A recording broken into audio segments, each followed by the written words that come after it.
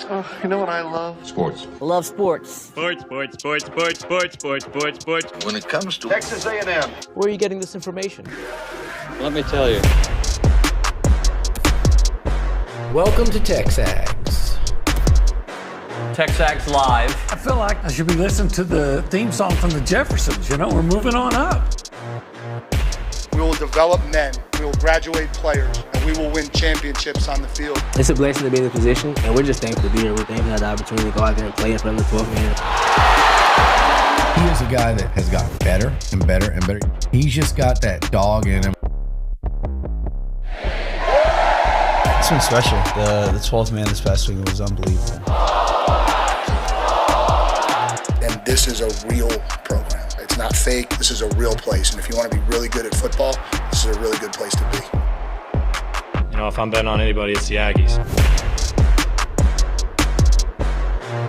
And welcome in. TexAgs Live, presented by David Gardner's Jewelers, Rollo Insurance Studio. The Go Hour, presented by The Warehouse at CC Creations.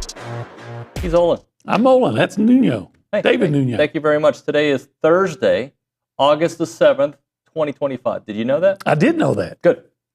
We typically don't start off with a guest right when we start the show. But this is not just your own typical guest. This is our buddy right here. Let's go to the Buppy's Catering and Bartending Hotline. Josh Pate joining us. And by the way, this is brought to you by Academy Sports and Outdoors. As always, if you find a lower price, Academy will beat it by 5% with their best price guarantee. Get the new gear this year at Academy today. Mr. Pate, how are you, sir?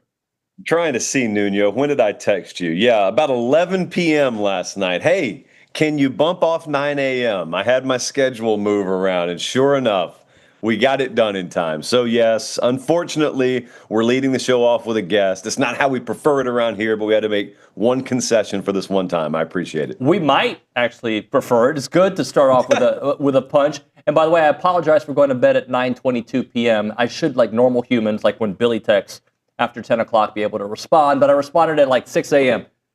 Josh, I got a topic that it kind of happened yesterday on the show, and I kind of want to get your spin on it. I'm thinking about teams with vulnerabilities, okay?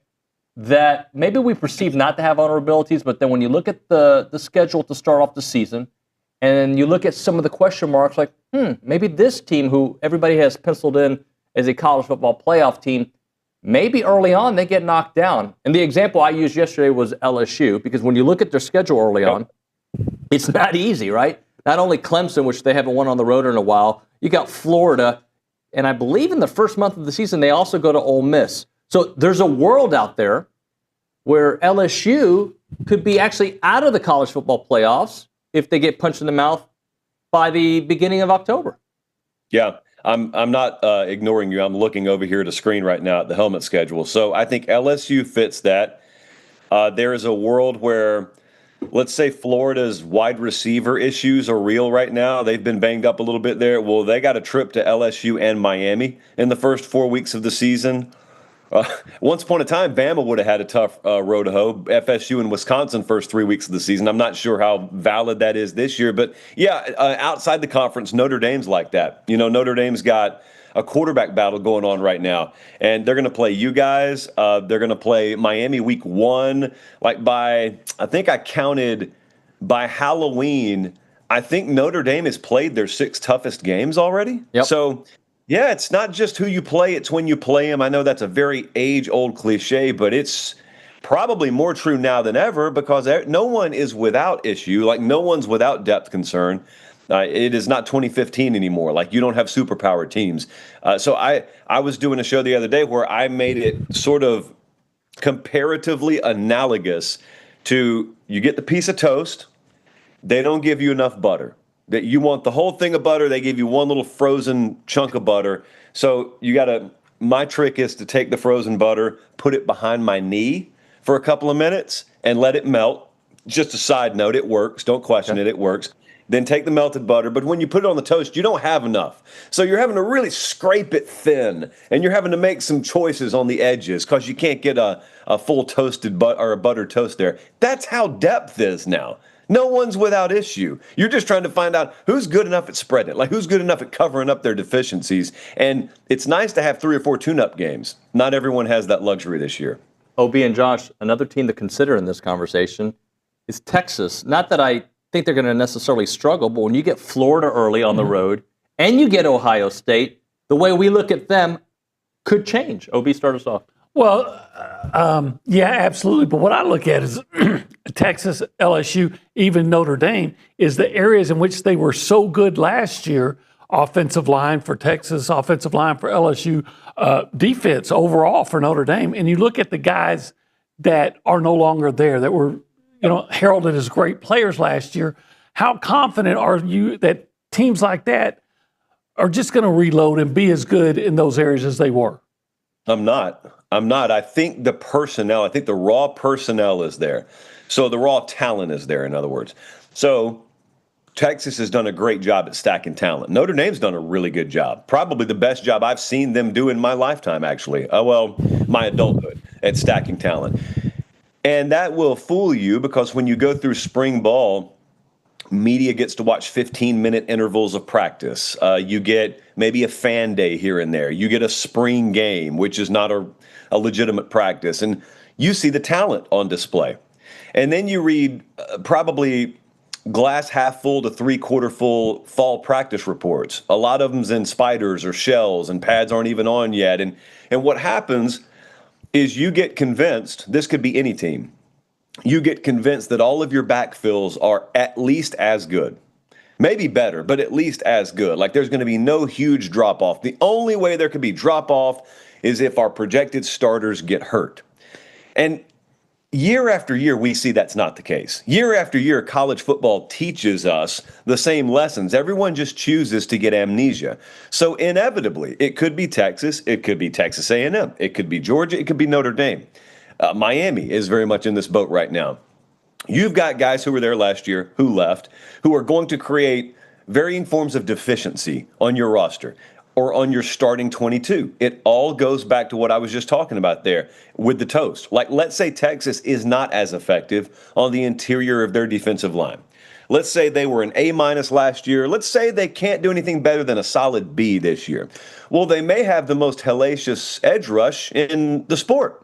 So maybe that's how they make up for that. And maybe Arch Manning's better even than people expect. So maybe they can score 38 a game. Maybe that's how they make up for that. Notre Dame is very similar in what you said there. Once they get this quarterback battle settled, I think they've got a really underrated group of receivers. So maybe it's that they can't play the style of suffocation type ball that they did last year. Maybe they don't need to. Maybe they can score a few more points per week. That's kind of the way I look at it. I'm not shocked when you lose really good players and you're not as good at their position the next year. If that shocks people, it's because they allowed their expectation to be inflated between the months of February and August when no football games happen. And I've fallen victim to it every year. I'll probably get bitten by it again this year. But if it happens, it's my fault. It's not reality's fault. Like, reality has stayed the same. It's me that keeps getting fooled. Josh, as I was preparing for this question for you, I looked at Big Ten teams, and I had a hard time finding those same vulnerabilities early in the schedule, which I find interesting because while I recognize the Big Ten has won the last two national championships, the back and forth with the SEC, I don't see a bunch of roadblocks. Ohio State obviously opens up with Texas, but there aren't a lot of roadblocks when you look at the top 4 or 5 perceived teams in the Big Ten. So Oregon doesn't play anyone of note out of conference, I don't think. Correct. Penn State does not play anyone of note out of conference. Ohio State does, obviously Michigan does, but unlike the SEC where you're going half a dozen teams deep because you're rattling off the teams you think could at least be fringe contenders. In the Big Ten, there's an edge of a cliff. And you're going maybe 3 teams, no more than 4 teams deep before you get off the edge of that cliff. And so, yeah, you're right.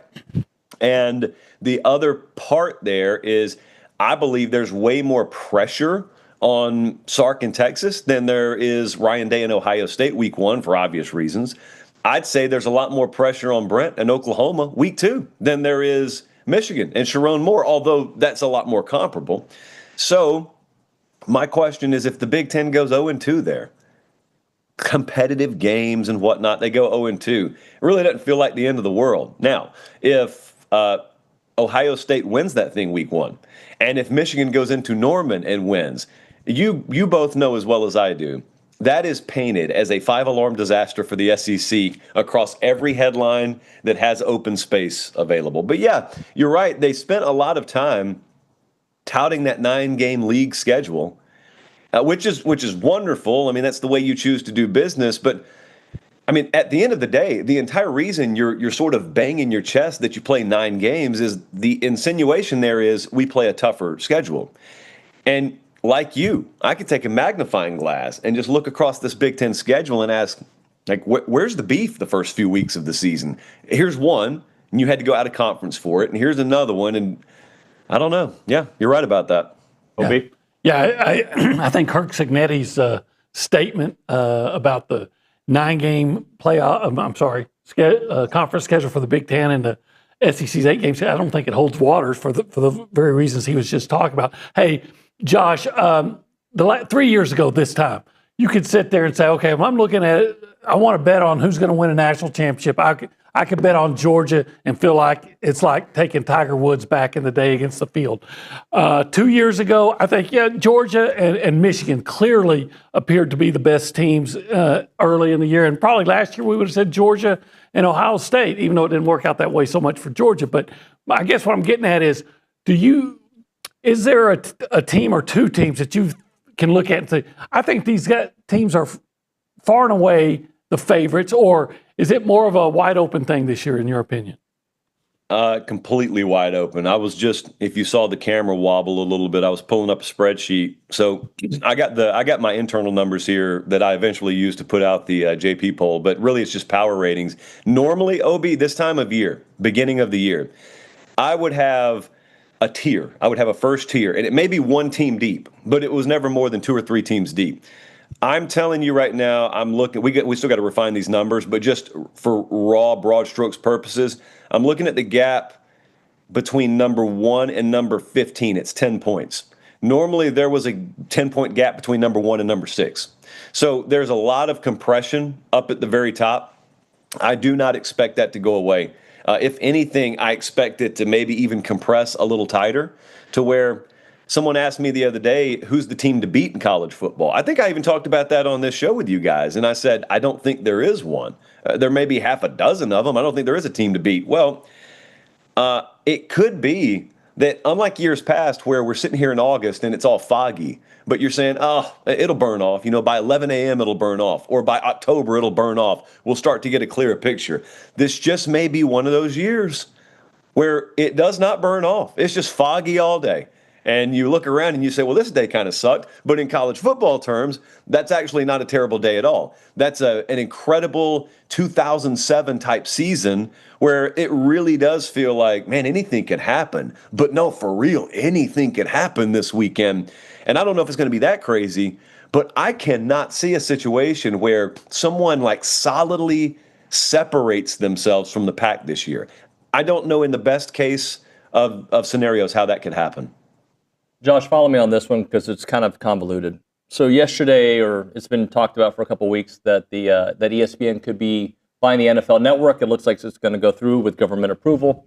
All right, so let's say that happens. And I saw an article where Roger Goodell said, well, you know what? The red zone could come to college football.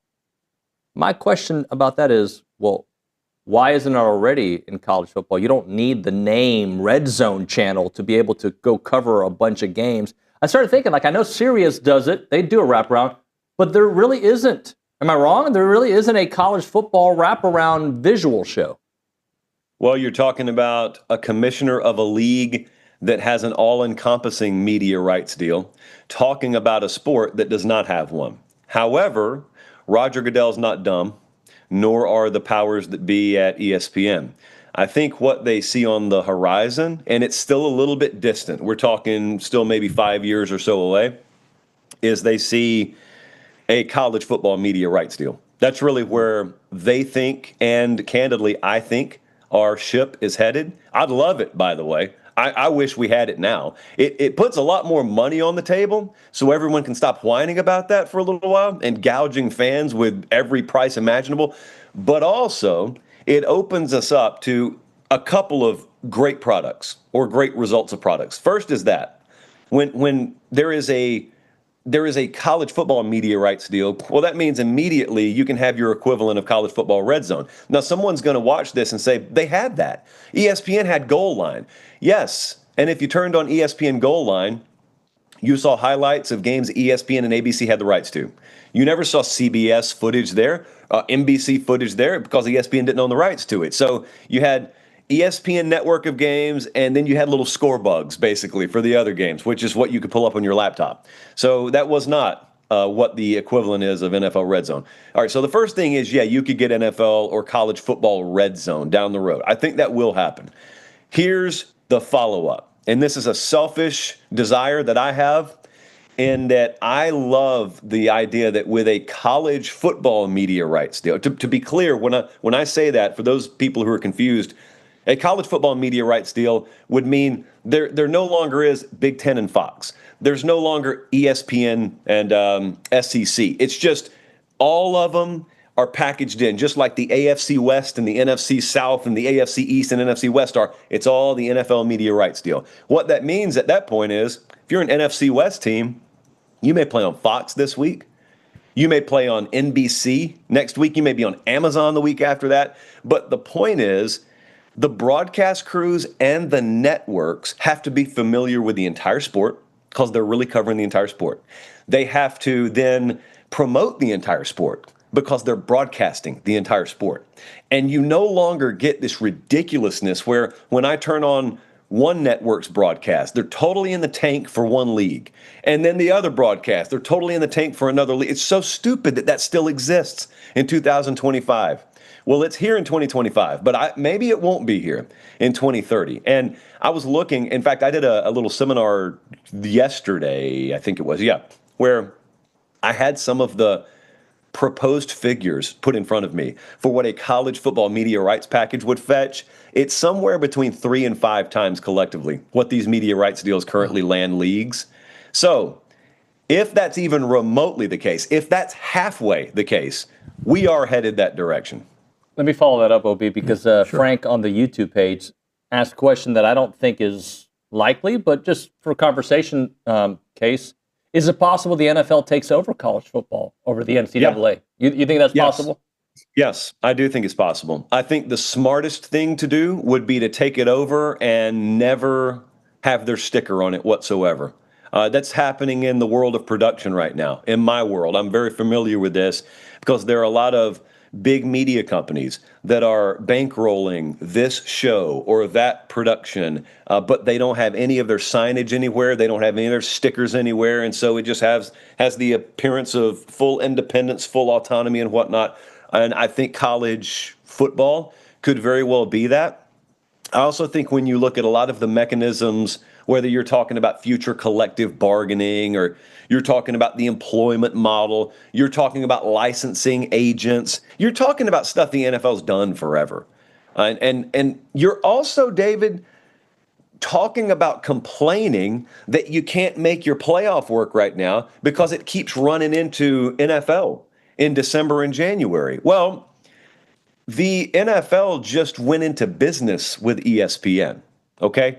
It wouldn't shock me if the NFL went into business with college football for very similar reasons, because each has something the other needs, desires. And before anyone asks, what does the NFL need from college football? College football is currently a pipeline development and marketing system for the NFL that the NFL doesn't pay a dime for.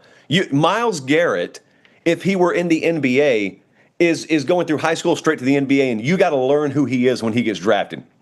Myles Garrett is a star and he's developed and everyone knows his name the day he's drafted in the NFL, and they never had to spend a dime on either of those things. So college football's given a long time to the NFL, and I thought it's high time that the NFL gives a little back to college football.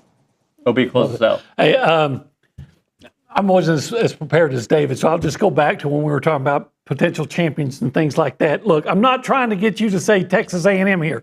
What I'm going to ask you, though, since we're saying this could be a wide open season, when you look at the coaches poll that just came out, is there a team that's not in the top 10 that you would look at and say, you know what, that's a team that if you're not, if you don't pay attention, could sneak up and be that surprise champion that LSU was with 2 losses in 2007? So I got to admit something to you, Obi. Now, this may not shock you, but it may shock some. I am looking at the coaches poll now for the first time. I just pulled it up. So let's do this in real time. Here's a fun exercise. Florida's at 17. Yes, they could absolutely do it. Okay, so A&M actually is the answer to this. So that's convenient. A&M has no business at 21. Ole Miss could make a run. Now, I'm looking at this more from teams that have the potential if everything goes right.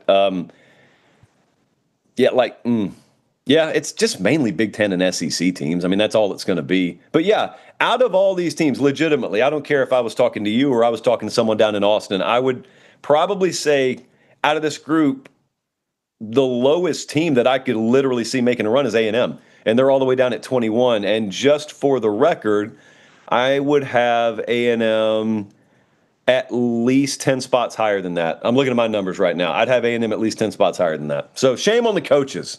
Darn coaches. I like the way Josh Pate thinks. Hey, OB, at some point, this is going to segue to our spot. We got to take Josh Pate to 1775. Oh, you got to take, if anyone deserves it, it's Josh Pate. Do you like Texas barbecue? Of course you do. Everybody does. But you don't want to have just Texas barbecue. You want to have the best. You want to have the 5-star Texas barbecue. You go to 1775 for the succulent brisket, those amazing pork ribs, that jalapeno cheese sausage, even the turkey. Josh, like you, is a guy that's watching, always watching the calories, to make sure he's buffed. You can get that turkey; it's amazing. But then you blow it because you can't go there and not have the queso mac and cheese. I didn't know this was going to turn into a live spot. I would like to take you to 1775 at some point, just so you're aware. Well, it's 8:21 a.m. and I feel like I'd go right now. I don't need breakfast this morning. I feel like I could just skip straight to that. Appreciate you, Josh. Talk to you soon, bud. Thanks, guys. See ya. By the way, since we went there, 1775txbbq.com is the phone number. It's good. Real good. See ya.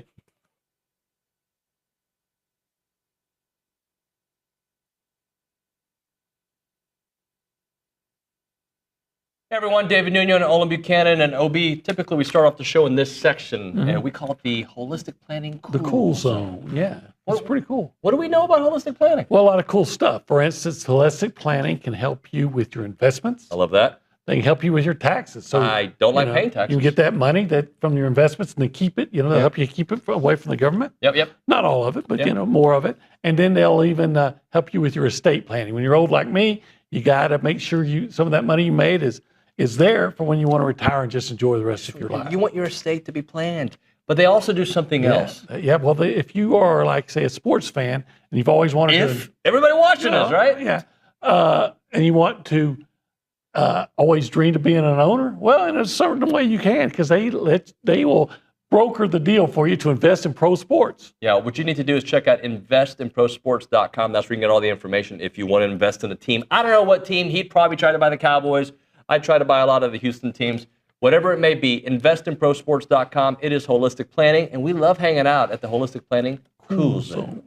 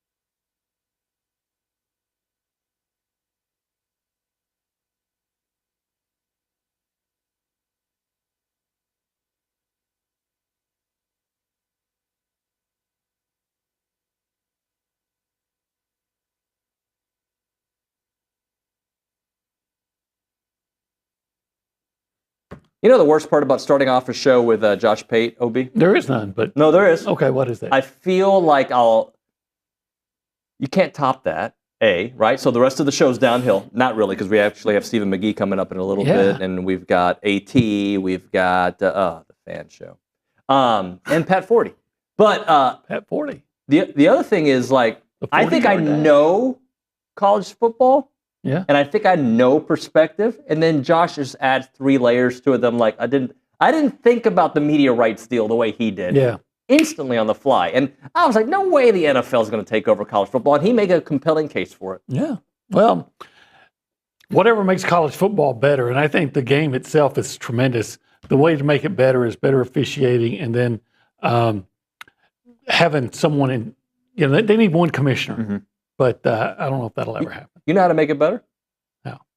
A&M wins. Because for me, it's about me. It's not about anybody else's. Like when the Rockets were winning championships in the 90s, a lot of people said it was ugly brand of basketball that era. I didn't give a bleep. I enjoyed every second of it. It was the best. The idea is to win. Yeah. It doesn't matter how you do it. We have different ways to accomplish things. Yep. The idea is just to get it accomplished. 25 and 25, presented by La Casa Tequila. La Casa Tequila. See? Raised in Aggie land and rooted in the SEC. Yes, sir. And number 12 on the list is Ruben Owens. I like Pearl Ruben of Owens. the Prairie. I like Ruben Owens. And look, let's listen to Coach Elko talk about Ruben Owens, who not only was injured last year, found a way to get back on the field. We haven't seen the best version of Ruben Owens just yet. Elko. For him to come back the way he did, knowing how skilled and talented he is when he's 100%, knowing he wasn't anywhere near that, but still going out to give us anything he could for the last game of the year, to go out into the bowl game and try to shake some of the rust off and get some competitive reps. That's a real credit to who he is as a kid, how he was raised, and how competitive he is. And I think the other thing that maybe happens, and this is the end process of it all, is then you go through the whole rehab, you get back, you get healthy, you get comfortable, and then you get out there and you realize how much you missed it, and maybe there's a little bit of an elevation of urgency because you don't just expect that everything's going to always be there for you, and maybe you've seen that a little bit from him through 5 practices, that he understands how much he loves this game and he loves getting to do it, and his urgency to do it at a really, really high level every rep has probably stepped up, one because of a year older, but probably one because that's what happens sometimes when it gets taken away from you like it did. All SEC freshman team a couple years back, 743 yards, total yards, 385 rushing yards, and was a kick returner for the team as well as one of the primary kick returners. Guy is well-rounded. He is fast. He is physical. He's big now, and he looks lean big. Yeah, but he's a stronger guy. Yeah. He's put in a lot of work in the weight room. Yep. He really has. He's making Nuño look bad in the weight room. He's putting in so much work. I'd slow down. He is he is buffed up, and a lot of man love from you today. I still remember a lot of what? Man love. Josh Pate, strong. Well, these are all true. I'm just calling like I see it. Yes, sir. I remember when he was a skinnier freshman, and he catches a pass. I think it was against Auburn out in the flat, and there's a linebacker or a safety right on him as soon as he catches it, and they go to his, try to make a tackle around his feet.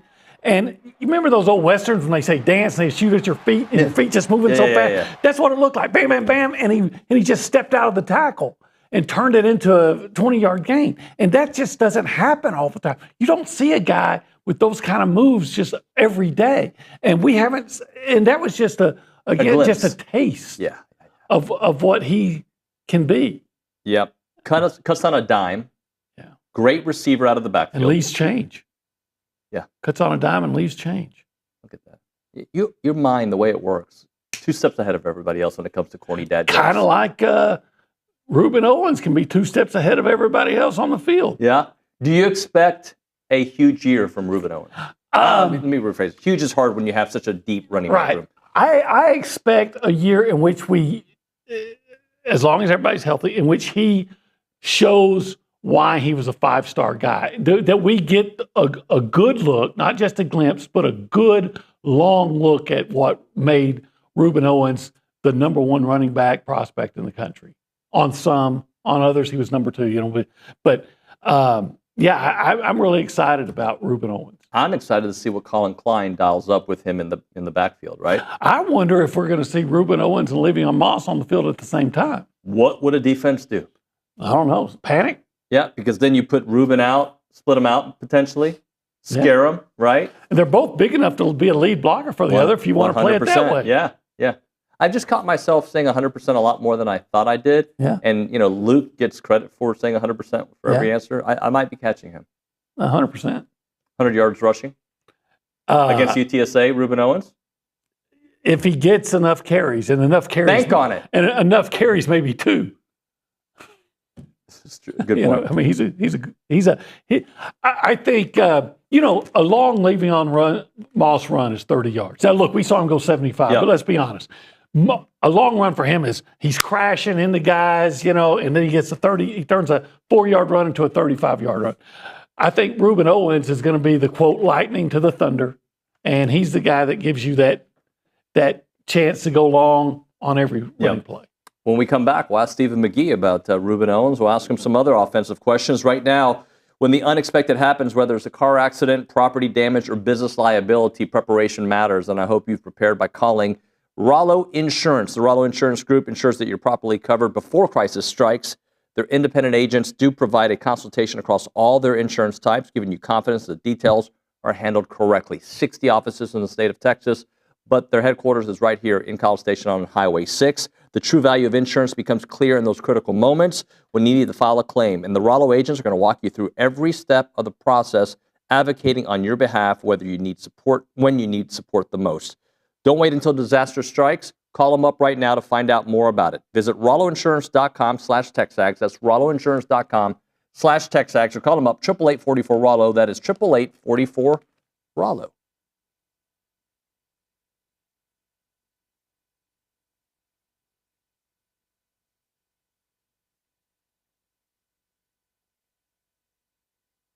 I wish I had Olin here for it because he loves energy drinks. Catalyst Citrus Spark. This is one of the new flavors out there. Whether you're grinding through workouts, cramming for a test, or closing in on a deal, or getting ready for TexAgs Live, you never know, right? Fast becoming the go-to fuel for Aggies everywhere. Zero sugar, I'm all in for that. Or synthetic sweeteners, no artificial colors or flavors. Catalyst delivers clean, high-performance energy with smooth, crisp taste that is never syrupy, designed for both health and hustle. You want to get going? You use this Catalyst right here. It's about pure energy and pure results. And what sets them apart? Packed with premium nootropics blended to boost focus, clarity, and mental stamina. I need this. I'm in, guys. I'm in. Plus, with plant-based caffeine, vitamin B12, B6, Catalyst supports metabolism and energy production, making it more than a drink. It's your lifestyle training partner. Built for competitors on the field, Catalyst fuels strength, focus, and pure results. Buy now at drinkcatalyst.com. That is drinkcatalyst.com. Train harder. Think sharper, pure results. It's Catalyst.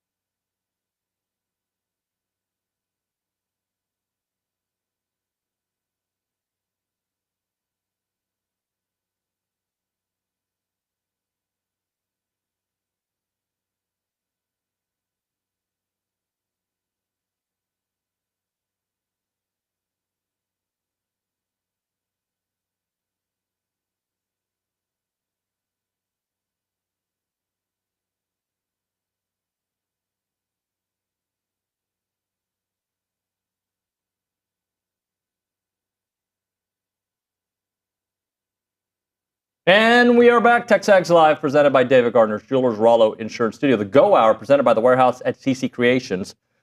Typically, we're at the Holistic Planning Cool Zone to start the show, but we had Josh Pate on today, so we just did it from the desk. So we just did it from the desk. It's the Holistic Planning Cool Zone travels. Yeah. You know, So does Stephen McGee, by the way. Stephen McGee. You know, I was noticing. Did you see that picture of him when we opened up? You know, had a picture of him as a player. Did you see that? Like a player? Yeah, when he was at A&M. Oh, like a player. And he had all this hair on top, but it was clean shaven. And now he has all this hair on his face, and maybe not so much on top. You know, things change. Good morning, Stephen McGee, which I gave your last name for an intro. That's weird, here on the Bumpy's Catering Bartending Hotline. Good morning, sir.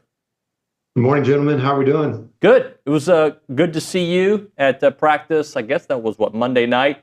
Anything kind of stand out to you?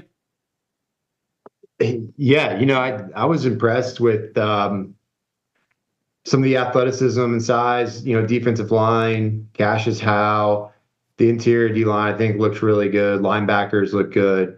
And I like the way the defensive backs competed in one-on-one drills against the receivers. And I was pretty impressed on that end. And, you know, I thought we saw a little burst from Casey Concepcion, which is obviously very, very good to see. And then Roman Bethel, the speed he's got. So hopefully there's an extra dynamic at that wide receiver spot that we haven't had, and you'll start to see that. Now, of course, you want to see it when the lights come on game day, but those were the main things that jumped out to me.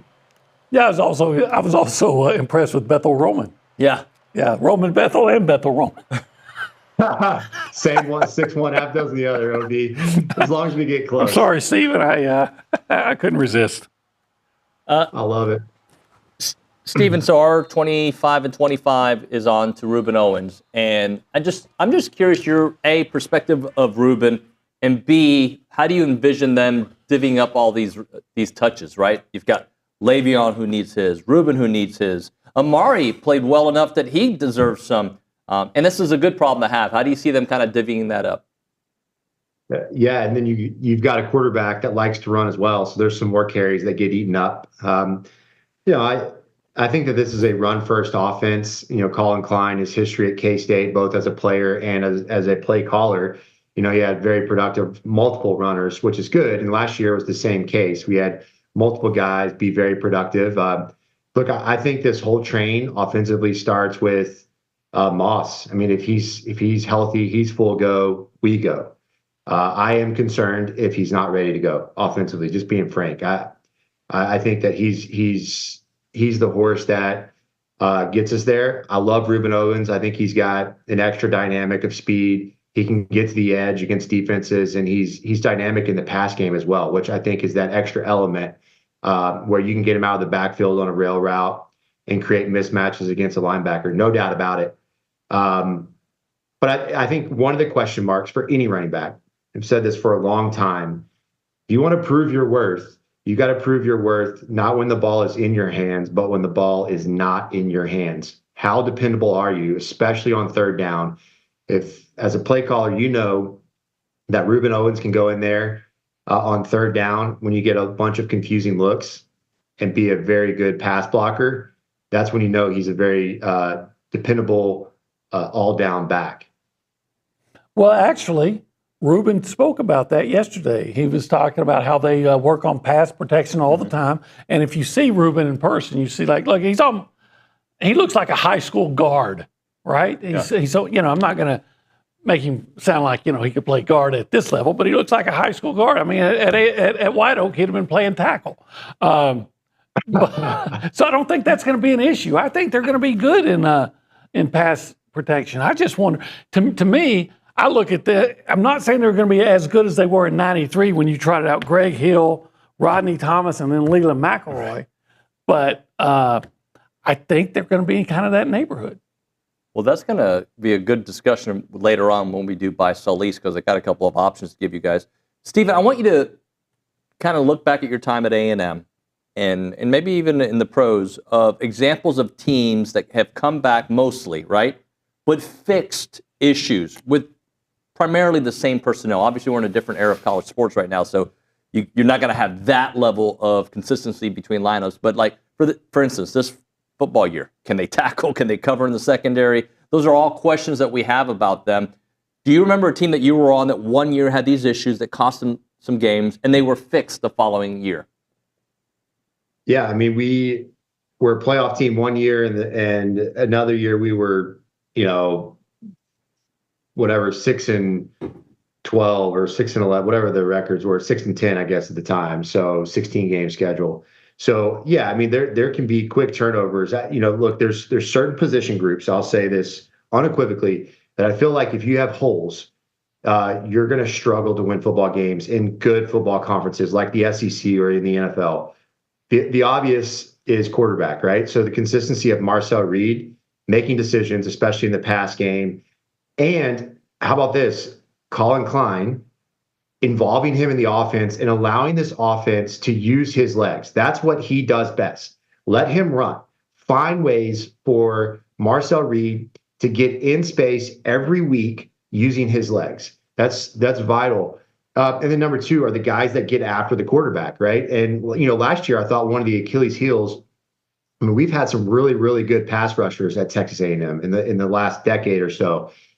We've been pretty spoiled. And, that's one of the big question marks I have is, can Cassius Howell be that guy? I think so. And last year, I didn't think we were as productive when we were rushing 4 people and able to get after the quarterback consistently. So if you can get home with 4 guys, I think that's going to be paramount to our success. So, you want to have a good football team, you better have guys that can get after the quarterback, and you better have a good decision maker. Stephen, one of the reasons that I think they're going to be so much better in the pass rush, and doesn't necessarily because they have 4 guys that can rush, but because Mike Elko's going to be calling it. Did you know that in 3 of the 4 years Mike Elko was the defensive coordinator here, in 3 of the 4 years A&M was in the top 20 in sacks? Mm-hmm. So and he does that because he's so good at understanding when to call the blitz and making sure that the opponent doesn't know from where it's coming from. So when you're playing quarterback, how hard is it to figure out where that blitz is coming from? And if you can't, you're right, OB. I think every Aggie is probably most excited about this year is just having Elko calling plays defensively. And we saw that production under Jimbo. And when we were doing film breakdowns, you would see it every week where he, especially on third down, he knows exactly how to attack an offense's protection to where he rushes 4 people, maybe 5, but he's able to get a free blitzer on the quarterback and force them to throw hot or take a sack, worse yet, for them, and yet still dropping 7 into coverage. That's the beautiful thing. And you know how the offense is trying to protect the quarterback, whether it's a 6-man pro, 7-man pro, et cetera. And you can adjust guys up front in your defensive line to where you can force them to be hot, create one-on-ones. And Elko does that as good as anybody, whether it's double A gap pressures, bring a guy off the edge, whether it's creating a 5-down look and dropping 1 guy on this side and bringing 2 over here. There's a lot. And this, look, I get it. Running backs, this is where it really shifts. Elko will make life miserable for an offensive line and the calls, but then the communication of the running back to the offensive line as that defense is shifting when you're lined up is so important. And that's where having a veteran running back is huge, because those looks can change instantly.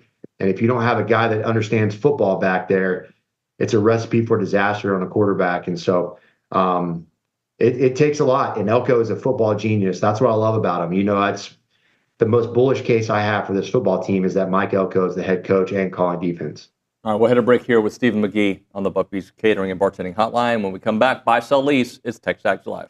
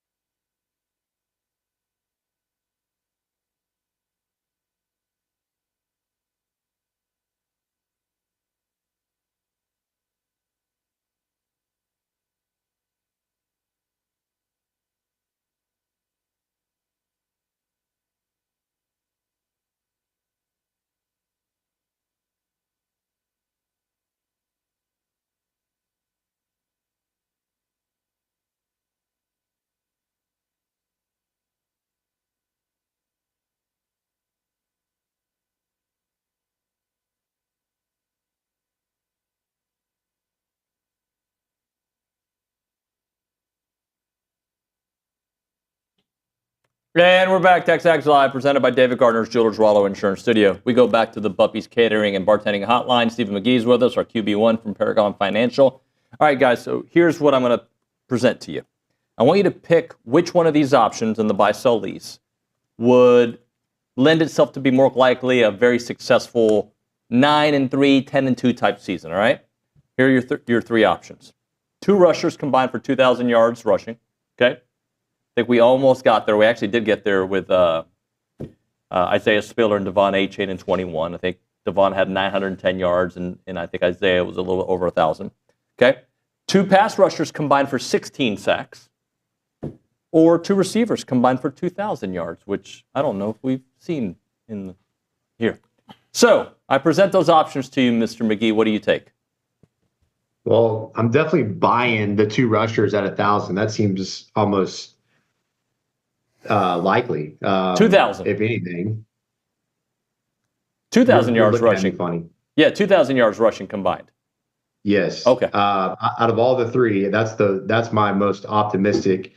16 sacks, I would lease, and that's because I think Cassius Howe can be very productive. I mean, we saw him in the bowl game. That dude is extremely long. He's got good bend off the edge, good burst. He's a problem to block.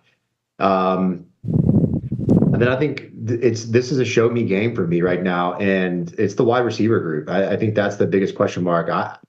I think they have the potential to do something really special. I'd surprise a lot of Aggies out there, but until I see it on game day, I'd have to sell that one. Okay, you're saying if these things happen, which one of these would lend itself to be a more successful season? All right, I'm buying the 2,000-yard receivers. Okay. Because then you're adding I already know A&M can run. They've proven that. Now you're adding that big play and threat. And that means Marcel worked out. Right. And so I'm buying that. I'm leasing the pass rush, the 16 sacks, because quite frankly, that wasn't a big part of the team last year. Yeah. So you've gotten better. And the reason how come I'm selling the running game is because I've already seen it. You know they're good. I know they're good. So take that running game that I know is already good, add an explosive element that's been missing in the passing game, and then, get all over those quarterbacks and, hey, 9-10 wins. Bring them on. Sorry, I answered your question the complete opposite way there. That's fine. Nuño. It was a good answer, though. I liked it. Yeah, I mean, but OB's right. I mean, it's like flip the script on the way I answered it, and ultimately, if we are productive, the biggest question mark for the offense, I think, has been that wide receiver group, to OB's point. And I think if you have a defense that's getting after the quarterback and getting sacks, that's where it all starts. Stephen, how much do you think 2025 will tell us about the future, right? Like about Aggie football future. This particular season, how much will that shine a light on what the rest of the Elko era feels like? I feel like college football is almost a microcosm of the NFL now, and it's such a show me today what you can do for me, and things are much more liquid than they used to be in the past, and that's from a coaching perspective and a player's perspective. So, there's a lot of things that could change quickly if the season doesn't pan out to A&M's standard. But if they win, then I think you really cement it in not only the staff but this recruiting class, and that these guys are going to be a part of this program. But it's so transitory that, Nuño, it's like, man, you're saying, if A&M doesn't do well this year, let's say they go 7-5, you could have a whole new coaching staff, assistant-wise, and then you're going to be heavy in the portal. You're probably going to lose guys, and people are going to try to poach your good players. I mean, it's a different era of college football. Stephen, I appreciate you, sir. Yeah, you have a good one. See you, man. Have a great weekend. Stephen McGee, QB1, Paragon Financial. OB, because we switched around the schedule, the segment we're going to start the show with, we'll start the 9 o'clock with. We're going to introduce. We're going to start brand new, a brand new show. Will we say hi to Nick? Probably. Nick, yeah. Poor Nygren. Has Nygren even said a word on the show? He's on his phone texting his grandpa. But ask him about doing math real quick. Ask him about his comparison between Texas A&M and Georgia in 2017. Yeah, someone in the YouTube chat said that they view Moss and Owens. Hold that thought, bro. Let's start the show with the 9 o'clock. All right, Nygren, you can stay. Nick, not so sure. It's TexAgs Live.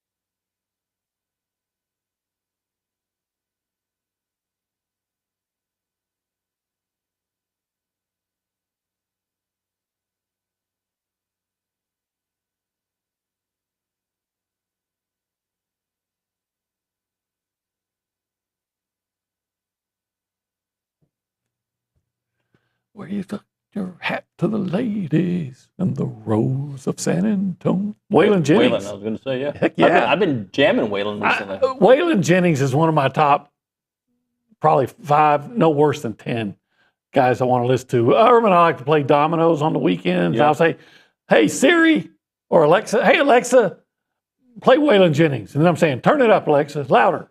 When I play Waylon Jennings, my kids look at me like, Dad, why are you playing music from the 1940s? And I'm like, the 40s? Yeah, it's like, not the 40s, 70s. Oh, hey, Siri.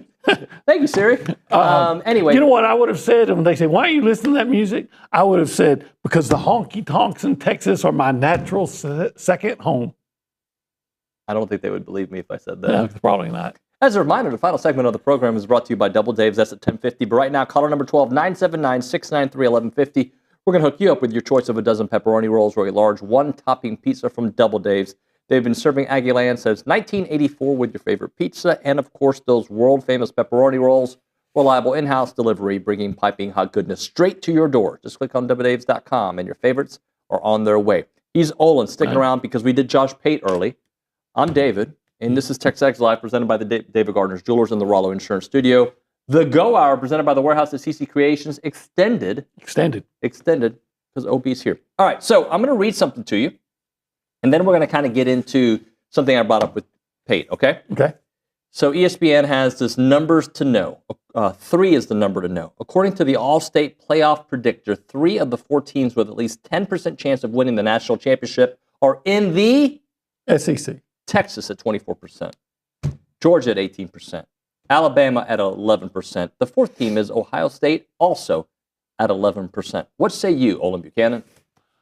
I understand why you come to that number. I expect Texas to be really good.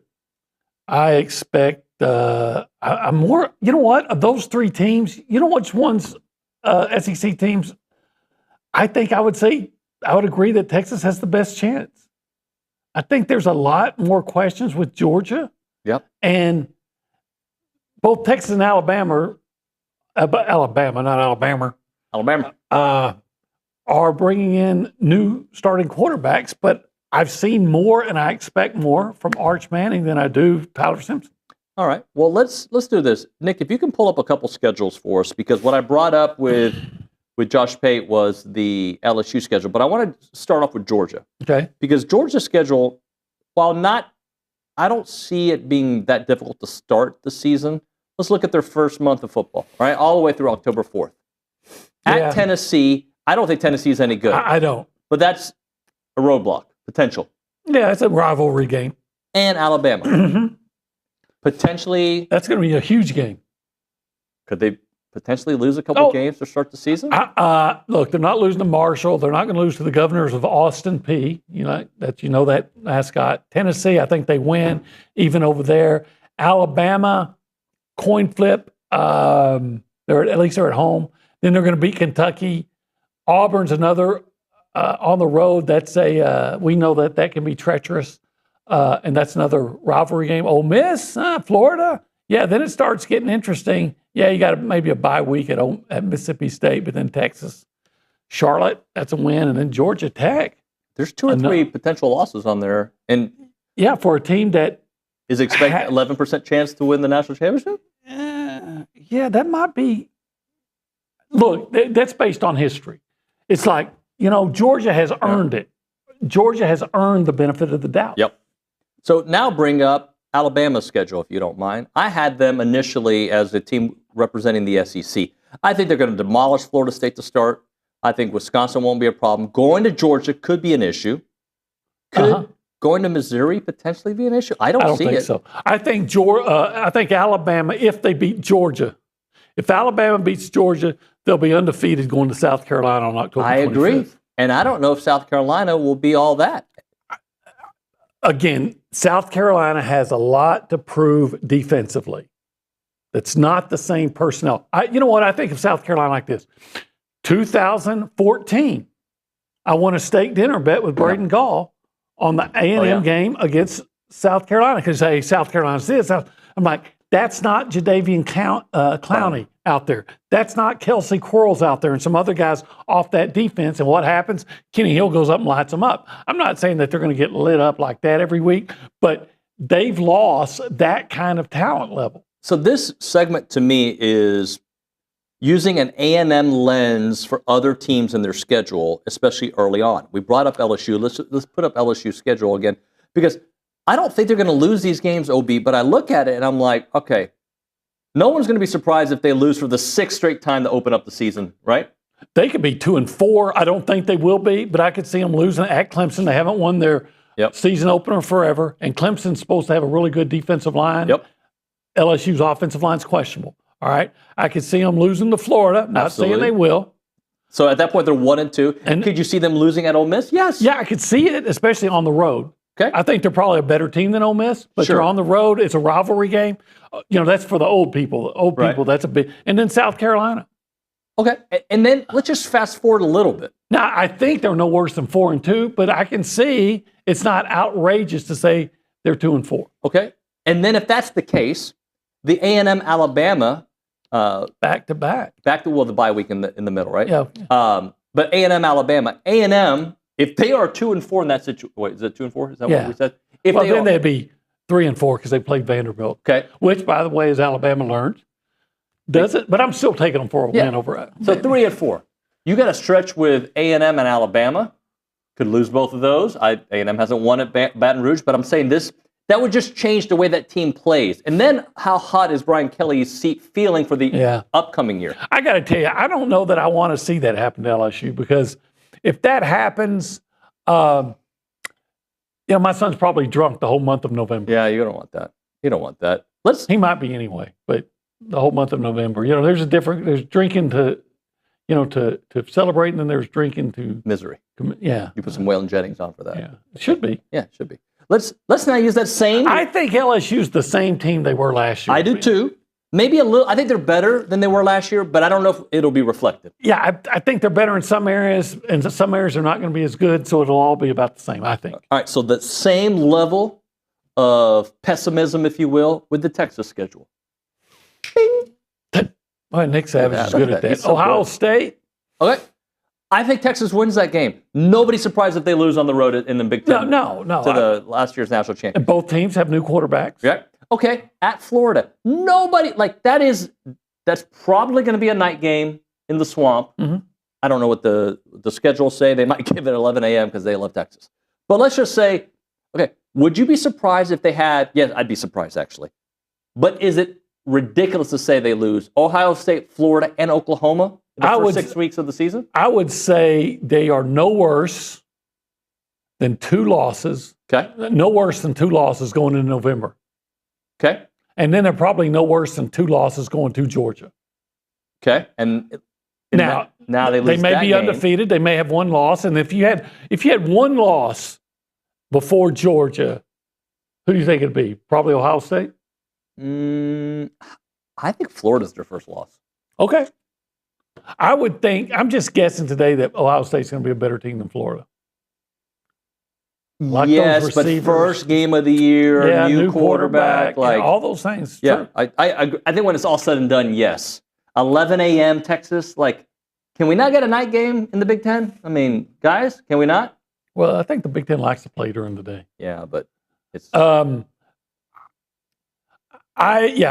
the very worst, see, I'm sounding like I'm rooting for Texas. I'm not. I'm just trying to be objective. At the very worst, Texas is what? 1, 2, 3, 7-2 going to Georgia in November. It's still a very advantageous schedule. Yeah, it is. But okay, let's say they're 7-2 going into Georgia. They lose that game. Yeah, then. So then, are they potentially 8-4 in that scenario? Because Texas A&M at the end. You got A&M looming. I mean.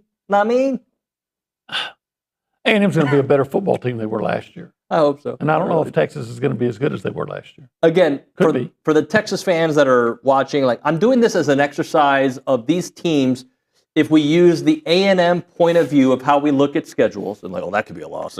If we did that, because I think when you build a team like with Texas' success the last couple of years, and Georgia's obvious success, then you start those 50-50 games, they don't feel as 50-50 when you are typically on the winner's side, right? I thought Texas had maybe one 50-50 game last year, and it was Georgia.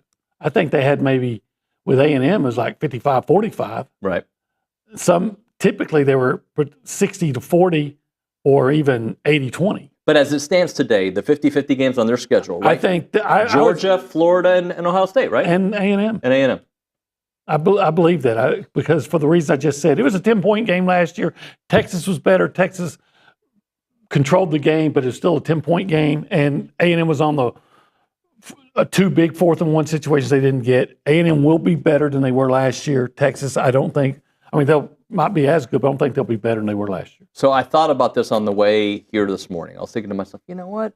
A&M played the number 2 team in the country, Notre Dame, to within 10 points, and it was closer than that. It was tied with 2 minutes to go. Right, and they also played Texas within 10 points, who was one of the Final Four teams as well. So you're thinking to yourself, God, they were so close. And then I remind myself, yeah, but Auburn happened. Yeah.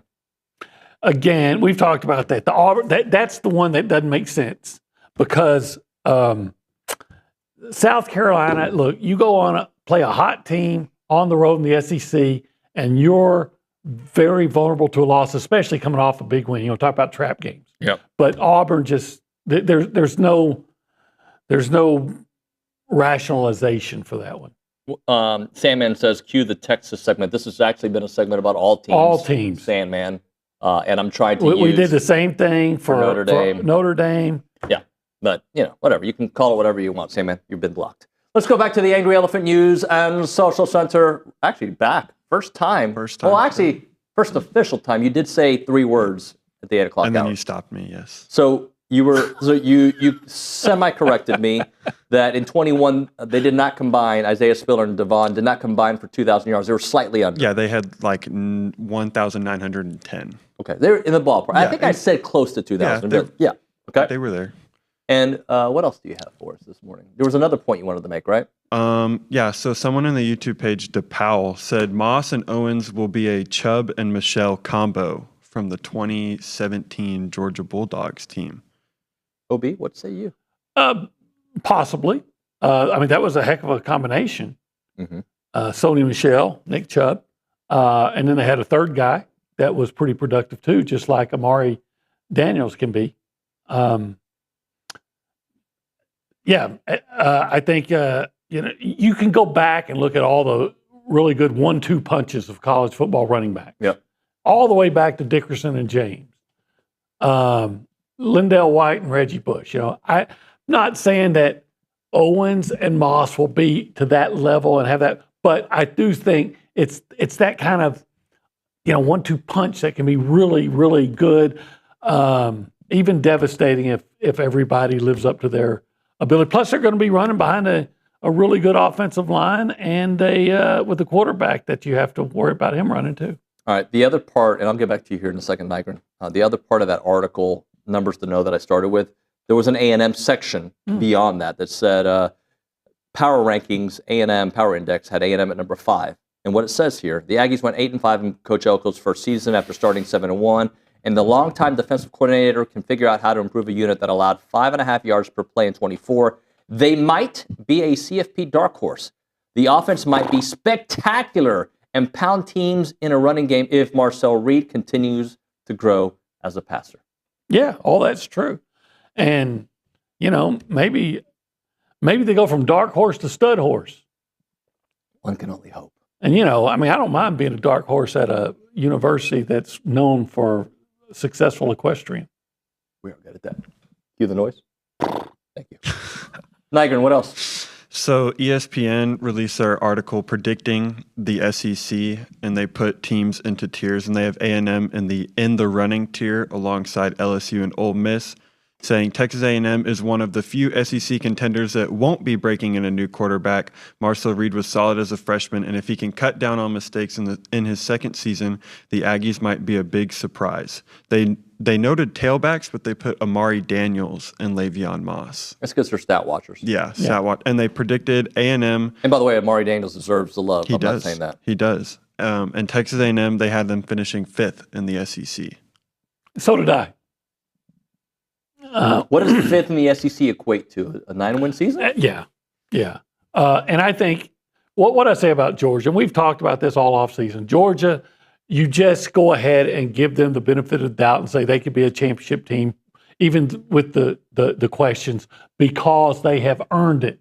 A&M is one of those teams that, quite frankly, you typically add an extra loss to their projection because, quite frankly, they've earned it.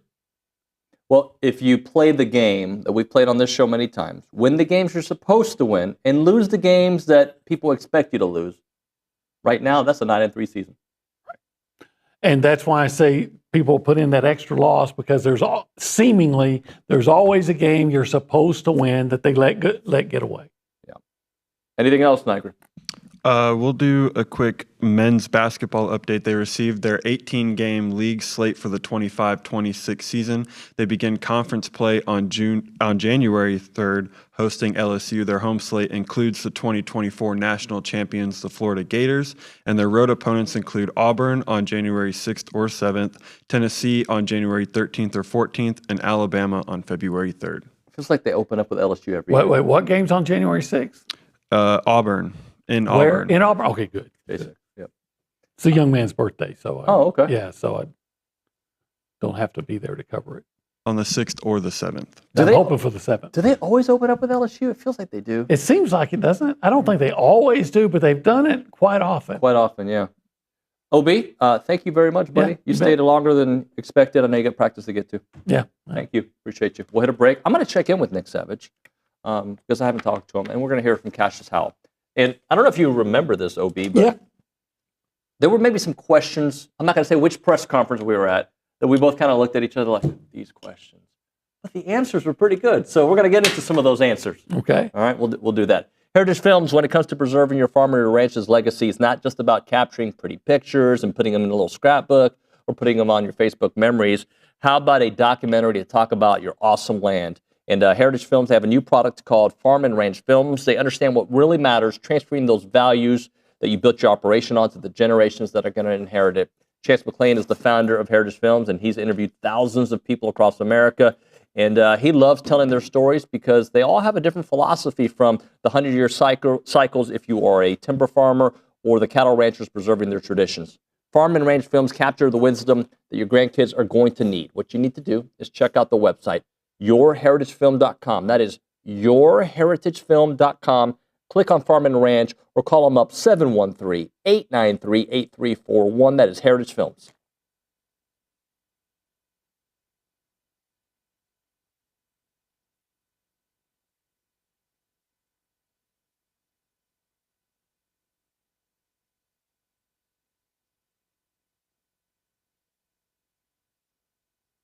All right, guys, let's talk about some new partners, Aggie Land Hydration and Injectables. They're Aggie owned and operated. They are an mobile IV hydration company that was founded back in 2024.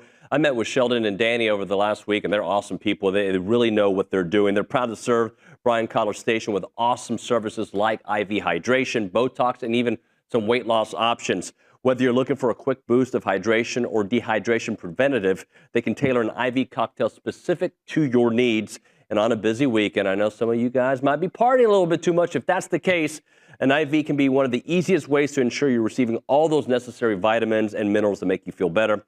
Their overall mission is to bring a more personalized and accessible wellness option to the broader range of clientele here in the Bryan College Station and Brazos Valley area. To book an appointment or inquire about it, just call them up or text them, 979-217-1561. Again, it's Aggie Land Hydration and Injectables.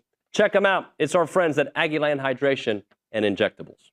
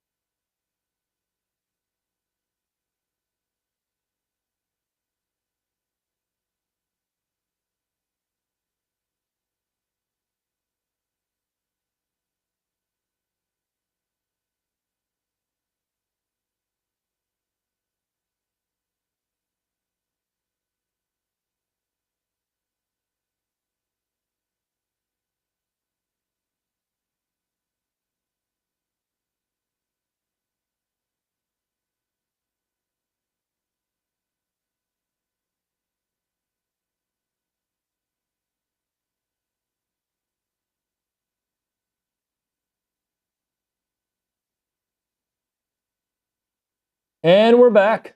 TexAgs Live, presented by David Gardner's Jewelers Wallow Insurance Studio. Time for Around the SEC, presented by the Jaxter Group. I feel really strange.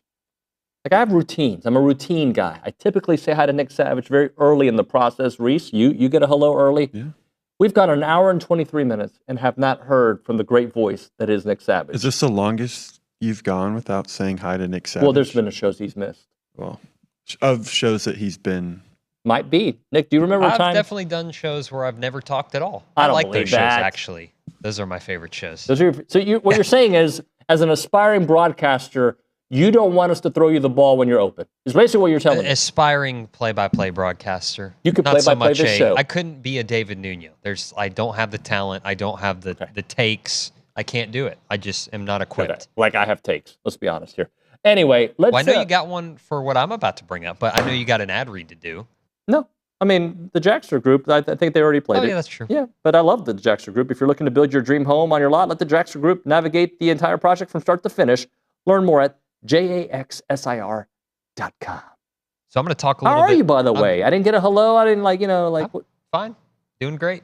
Nothing you want to provide? Just a good old Thursday. No value at all for the show. Okay. Well, I got a question and or story for you to react to. Twitter, right? Everyone's favorite website, or X, whatever you want to call it. If you just got on the app yesterday at a certain point, you saw a whole lot of stuff about Garrett Nussmeier possibly suffering, well, good for you, suffering a season-ending injury in practice, and that, I think, stemmed from a few LSU message boards. We know how that can go. And just basically everyone's saying LSU season's done. Garrett Nussmeier's out for the year. But it turns out that he was just helped off the field. Just a little, who knows what actually happened, but definitely nothing season ending. So just, I guess, your reaction to maybe fake reporters on Twitter or stuff like that and leaking information like that when they have just no earthly idea what they're actually talking about. I remember the good old days of real reporting, like sliced bread, who would go on a message board and really report the facts or not.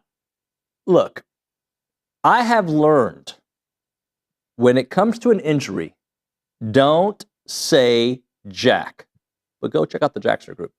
Because I've been at a Texans practice before where I thought this guy's knee flipped off, right? And I was like, he's done. And there were people who went to Twitter and said, season's probably done, torn ACL. Guys, you don't know. Remember when Walter Nolan got hurt in Tennessee and it looked like he had a gunshot wound to the leg and like they were carrying him off and I think everyone was like, I think he played like 10 days later. Yeah. Okay? So two things can be true here because I'm doing a Nuñoism here, Nick. You knew it was coming, right? Those are my favorite. Yeah. I mean, do I do it for everything? It could be this. You do at least like 2 to 3 a show. Yeah. So here's the real deal, right? Just so everybody's aware. Probably nothing, but it's never what they say, right? So facts. Huh? Facts. Thank you. I appreciate when you agree with me. Okay, I'm going to say the real deal again. He got injured apparently at practice. I don't know how the message board find it. Did a actual reporter tweet out that he had to be helped off? Because I know that's a no-no at practice. You're not supposed to really, at most, I think the Texans were this way. I think A&M's this way. Like I don't know. Reese, maybe you can fill in the gap there. I don't know where it actually where did it originate from, but I know from? It caught fire on Twitter. Wasn't it Shea Dixon? I think one of the LSU beat writers. I don't know who it was, but Bruce Feldman said that he was all fine and that he just had to be helped off the field. This is what I have. LSU quarterback Garrett Nussmeier is fine after being helped off the field practice Wednesday. The Bengals, Tigers, Shea Dixon reported on the Ponderosa message board that he left due to an apparent injury during a close practice. Yeah, I think he posted out that he left due to an apparent injury, and then everybody was like, everybody ran away. Everybody else was like, oh my God, torn ACL, he's over. And then it became a story based on that. And then everybody was like, calm down, he just had to be helped off. So for instance, DJ Lagway, he was in a boot a week before practice. People were scared the season was over. I talked to people close to DJ that said he's fine. I think it's somewhere in the middle, right? Like, he's probably fine. But when you have a propensity to get hurt, you know what I'm saying? Like, then it's like, well, he's fine, but there's a reason this is happening. Injury prone. Right, and I hate that term, but the reality is, for instance, when you have a left leg issue, sometimes your right leg has to carry the load, which makes the right leg vulnerable. Yeah. Not saying that that's what happened with DJ Lagway. Basically, I'm just arguing with myself here. Both things can be true. He's fine. He's going to start the season, but he got banged up. And if I were to tell you that like a few years ago, that Connor was banged up before the season started, or Max Johnson or Haynes King, we'd all panic too. Yeah. And there would be people on the message board saying, season's done. It's over. The Debbie Downers. It's all done. We're not going to do it. Nick, any other SEC points you want to make, or you think you're going to drop it right there? Because I think injuries, I've seen some, I don't want to say huge injuries, but we have seen some situations, like Texas lost a lineman this week as well. It is quite common at this point, even though pads just started for most of these teams. Yeah, I think you answered the question pretty much there. Hot take, Jake. Ikram, what else? So the volleyball program. I'm a big fan of Jamie Morrison. The Texas A&M volleyball team earned its highest preseason ranking in program history on Wednesday, landing at number 9 in the American Volleyball Coaches Association poll. The Maroon and White are coming off a trip to the Sweet 16 in 2024 and their highest win total since 2019 as they concluded the 2024 campaign with a 21-8 record and returned 11 players from last season and the number 7 recruiting class. Let's get them beyond the Sweet 16. I know Jamie's building a monster. I should pay off the tees because sometimes like questions are asked at press conferences and I'm like, why are these questions being asked? But then I remember I was one of those asker of questions. For instance, when I worked at Channel 13 in Houston, sometimes you ask human interest story questions, right? And I remember all the print reporters would do this, right? And the radio guys would be like, right? And so we all have different roles. What matters is not the question, is the answer, right? And Cassius Howell yesterday was asked about, and I thought actually it was a good question, but asked about not making, what was it? An all-SEC All-SEC, right? I liked his answer, right? His answer to me was like, it tells you a lot about an athlete. Let's listen to Cassius Howell, who hopefully will be cashing in the NFL soon, about not getting that and if he was upset about it. Not necessarily surprised that I wasn't pre-team or pre-season All-SEC. You know, you're talking to a guy that was once rated like 2000th best player in my class. So I'm used to not getting picked and being overlooked. So that just adds fuel to the fire for me, and ultimately, like you said, just makes me want to set more goals and strive to achieve those goals and just keep breaking through those ceilings. Think about that for a second. All of us. Cassius Howell is a guy that we think could potentially be a day 1, day 2 draft pick, right? If that's the case, and he was the 2000th ranked person in his class back a couple years back, development still matters. These rankings are projections, and oftentimes they're right, but oftentimes people don't know what's inside somebody's heart. I think Cassius Howell might be an example of that. And we saw what happened to him. I asked him, was there a point during the season where it just started to click for you? And he's like, yeah, midway, I understood. I had absorbed a lot of the info that was happening around me, and I was able to take a big step. Now he's got a whole year and beyond. And he's the guy, right? He's not having to play behind day 1, day 2 guys, right? And I think he's an example of that. We'll hit a break. We'll talk to Aaron Torres. Probably not about that. I'm sure we'll have something random to get into. Moment for Caldwell Country Chevrolet, Highway 21 in Caldwell, and online at CaldwellCountryChevrolet.com. There's car buying, and then there's the car buying experience at Caldwell Country Chevrolet. They have a strong, committed sales staff that brings decades of experience to the table with one goal, and that is complete customer satisfaction. Doesn't matter who you ask. If you buy an SUV from there, you're going to drive away at a price that you're going to love. They don't just make sales, they build relationships. That's why they offer complimentary pickup and delivery for all of their service customers, because they know that your time is valuable. And the Caldwell Country promise is simple. They treat every customer like family. Remember, it's about a 15-minute drive the edge of Bryan to the beginnings of Caldwell. A short conversation away, but you'll see the difference when you step on the lot and you do business with the great people at Caldwell Country Chevrolet. Highway 21 in Caldwell, online, CaldwellCountryChevrolet.com.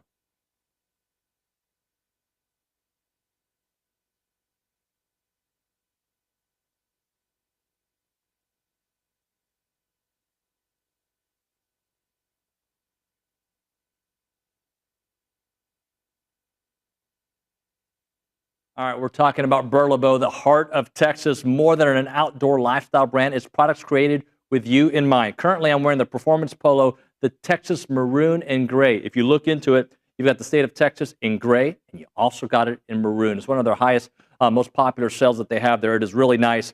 Comfort and versatility. You can wear it in any situation. Quick drying, fits the size.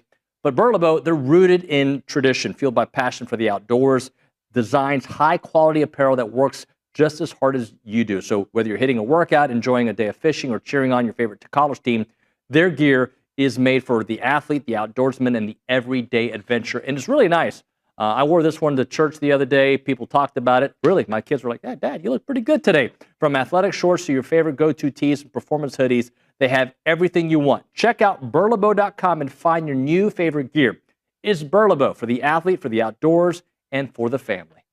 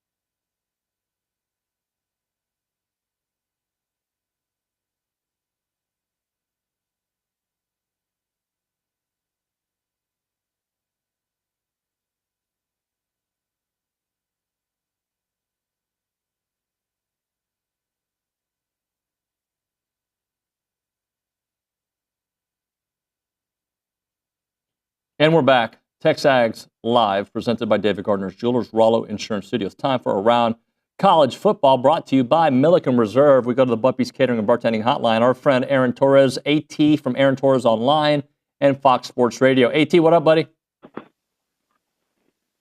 David Nuño, what's going on, man? How you doing? I'm doing well. So I picture this world where you and one of our employees, Luke Evangelist, would be the best of friends. Because I could just see you guys just sitting by your laptops or your phone, just waiting for the SEC schedule to come out and just like basketball-wise and just like waiting for the moment. I think You love those kind of news days, am I right? I love news, I'm ready for football, but, I think that college football does a really poor job of creating interest in August. Like, I was watching Hard Knocks the other day, and, they let fans into every single practice, and it's like, why are we not doing that in college football so that guys like Aaron Torres have something to talk about? So, I think from my perspective, am I interested? Yeah, I think I'm interested. Would I call it, what is my interest in SEC football, SEC basketball schedule in August compared to LSU, Clemson, Notre Dame, Texas A&M? I would actually call it a little negligible.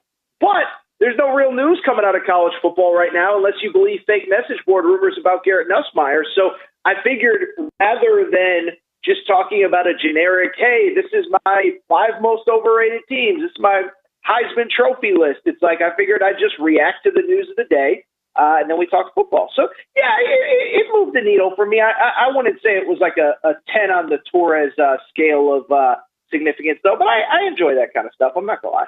Talking to Aaron Torres here on TexAgs Live. AT, let's talk about that Nussmeier fake news that was out there.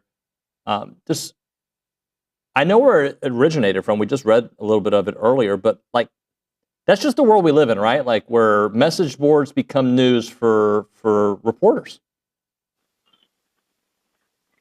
Yeah, I think that's probably, I would say, the biggest change in my career, really. And I'm sure you would feel the same from where we started is like, it's not even like, one, reporters have to track down the news, but 2, like coaches actually have to address this stuff at media days. And I'm not even sure where, if Brian Kelly addressed it, but I just bring it up because, you and I talk to coaches and people all the time in this business. And, I've been asked on one occasion, where does this stuff come from? Whether it's sometimes it's sad, like an injury report, but sometimes it's, the report of this guy's making this much in NIL or whatever. And then it's like, that's nowhere close to being true. Or this guy's going to enter the portal and it's nowhere close to being true.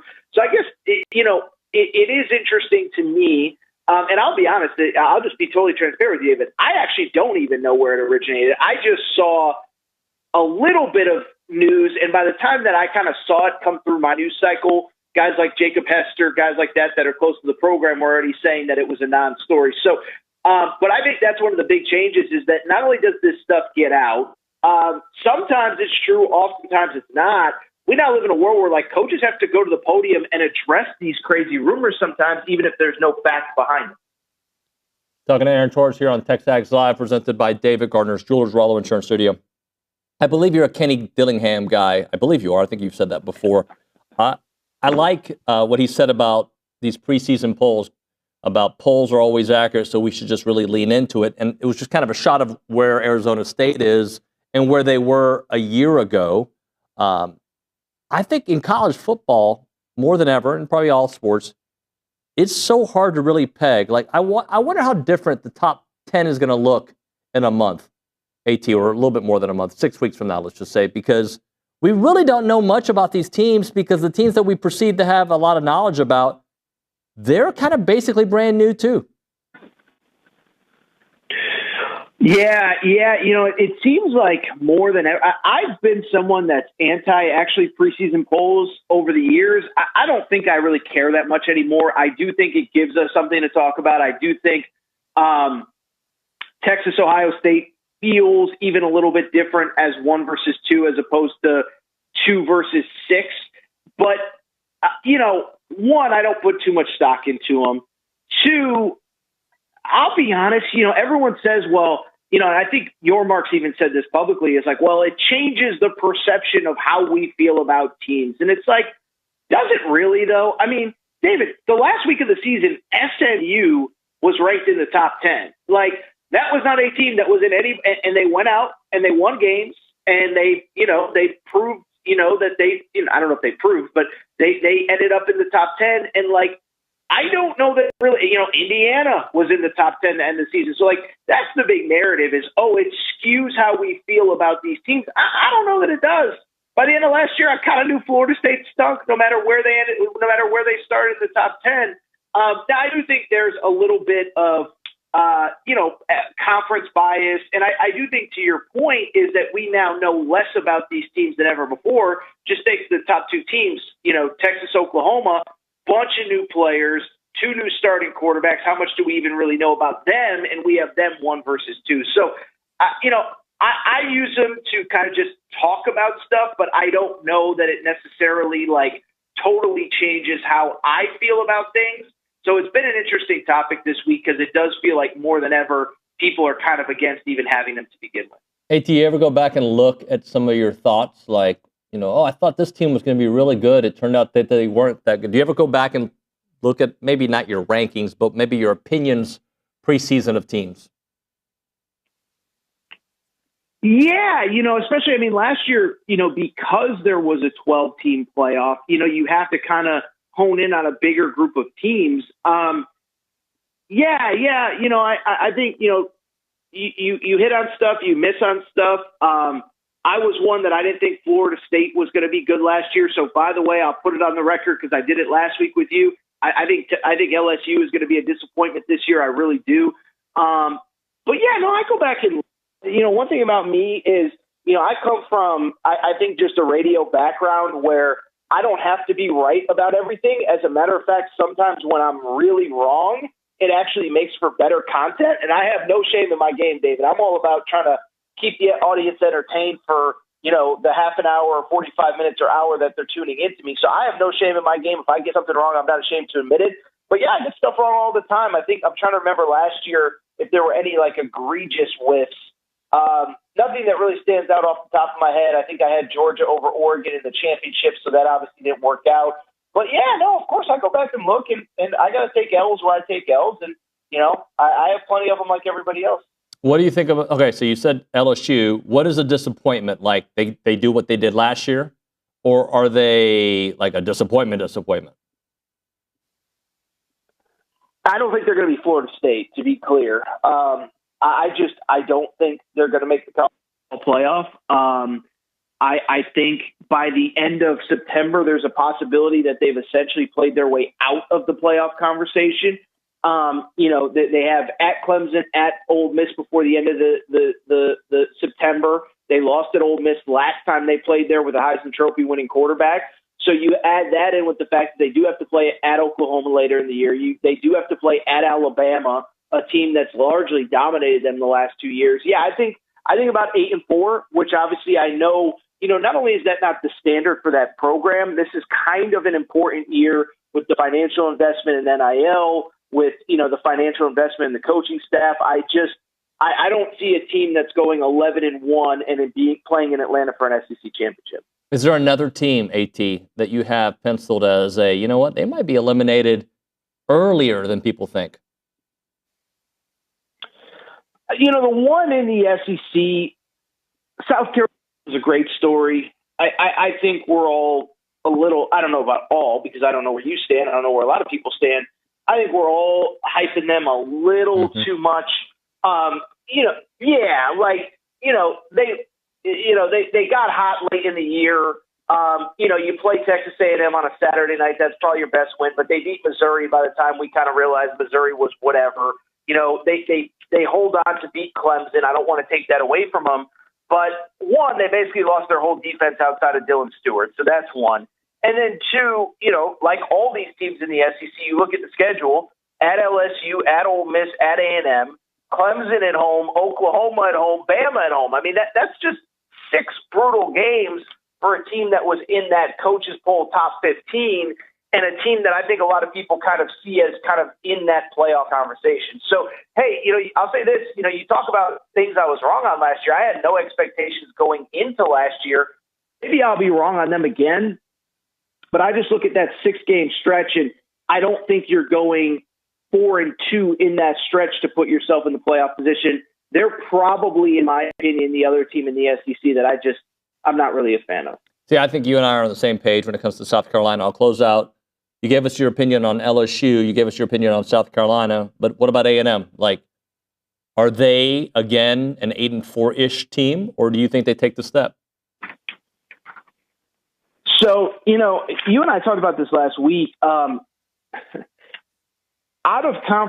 out of conference games are great for fans of college football, but is it best for Texas A&M to be playing at Notre Dame this year? Like, that's my biggest thing. Now, I will say, you get them early in the year. CJ Carr basically hasn't played any meaningful college football. That's a net positive. I just 10-2, we know we'll get you in. 9-3 puts you on the door. And we talked about it last week, David. Can you go 1-2 against in those three big out of conference games in three of the toughest stadiums in college football, at Notre Dame, at LSU, and at Texas to close the regular season? To me, I like how the home schedule shakes out. Obviously, Auburn, we know there's going to be a ton of pressure on them. Florida, we talked about Lagway last week. I know he's been practicing this week. I just don't know that man can stay healthy over the course of a season. I hope I'm wrong. So to me, I hate to say it really feels like, can you go 1-2 in those big road games? And again, if you don't, if you go 0-3, it kind of makes you question, why are we playing Notre Dame to begin with? So I think A&M is absolutely in that conversation. I think there's probably about 6 teams probably in the SEC that I could see the scenario where they're in the college football playoff. Obviously, all of them aren't going to get there, but I do think A&M is one of those teams. And I do think as a fan, that's all you ask for, right? Is to have a team here in August that we all think is good enough to potentially do it. And now it's up to them to go do it. So I'll be curious. So I would put A&M in that group that I do think can be in that college football playoff. AT, thank you, brother. Talk to you soon. All right, my man. We'll talk next week. Take care. Later, bro. Aaron Torres on the Buppy's Catering and Bartending Hotline. We'll hit a break. We'll come back with a short final segment for the 9 o'clock hour. Then Pat Forde will join us. And after that, the Fan Show here on TexAgs Live.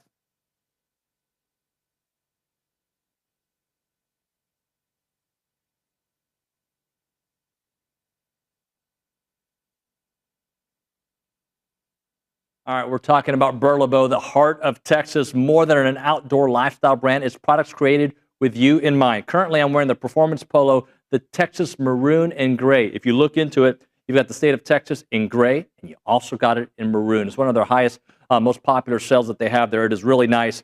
Comfort and versatility. You can wear it in any situation. Quick drying, fits the size. But Burlebo, they're rooted in tradition, fueled by passion for the outdoors.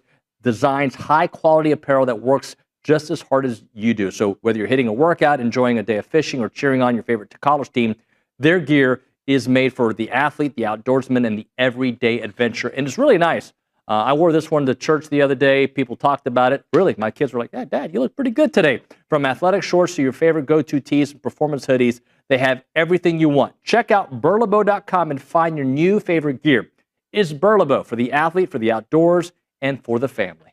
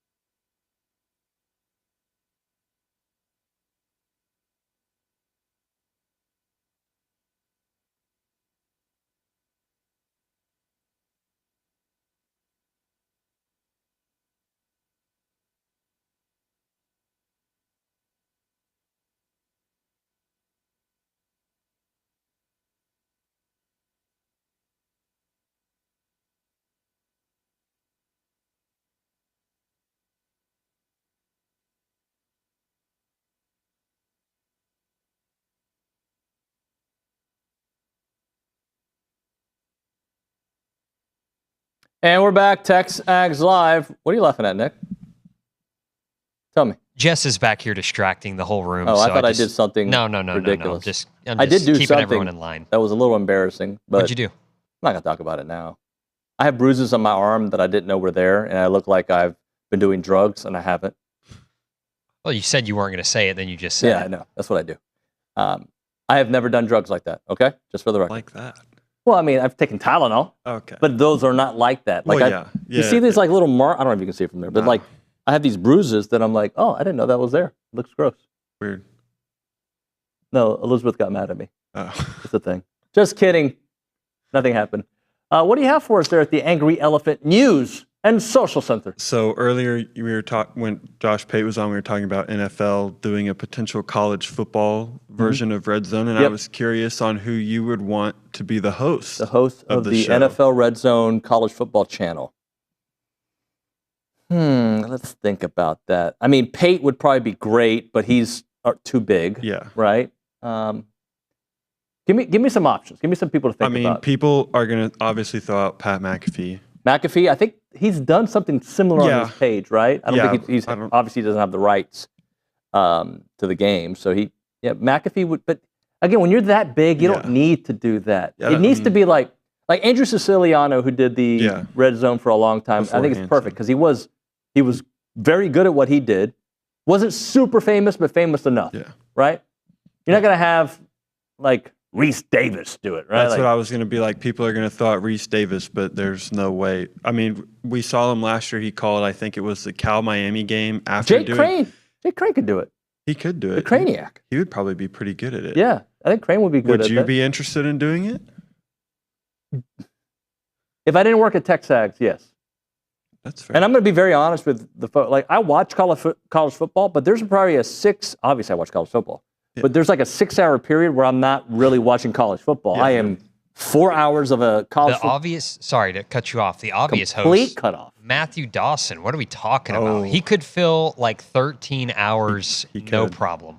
Brooks Austin also said that he would be interested in doing I wanted to finish the question that was asked. I'm sorry, David. What I was trying to say, Nick, was I watch a lot of college football, but there's a 6-hour period where I can't because I'm glued into A&M. And then I watch highlight shows after, and I don't feel like it's the same thing. If I sat in a control room and watched all the games, I'd be interested. Could you hold your bladder to the same level that Scott Hansen does? Have you seen me here? I go to the restroom every hour. I drink so much water and coffee like it's a pee fest. Probably shouldn't have said that. Pat Forde next on TexAgs.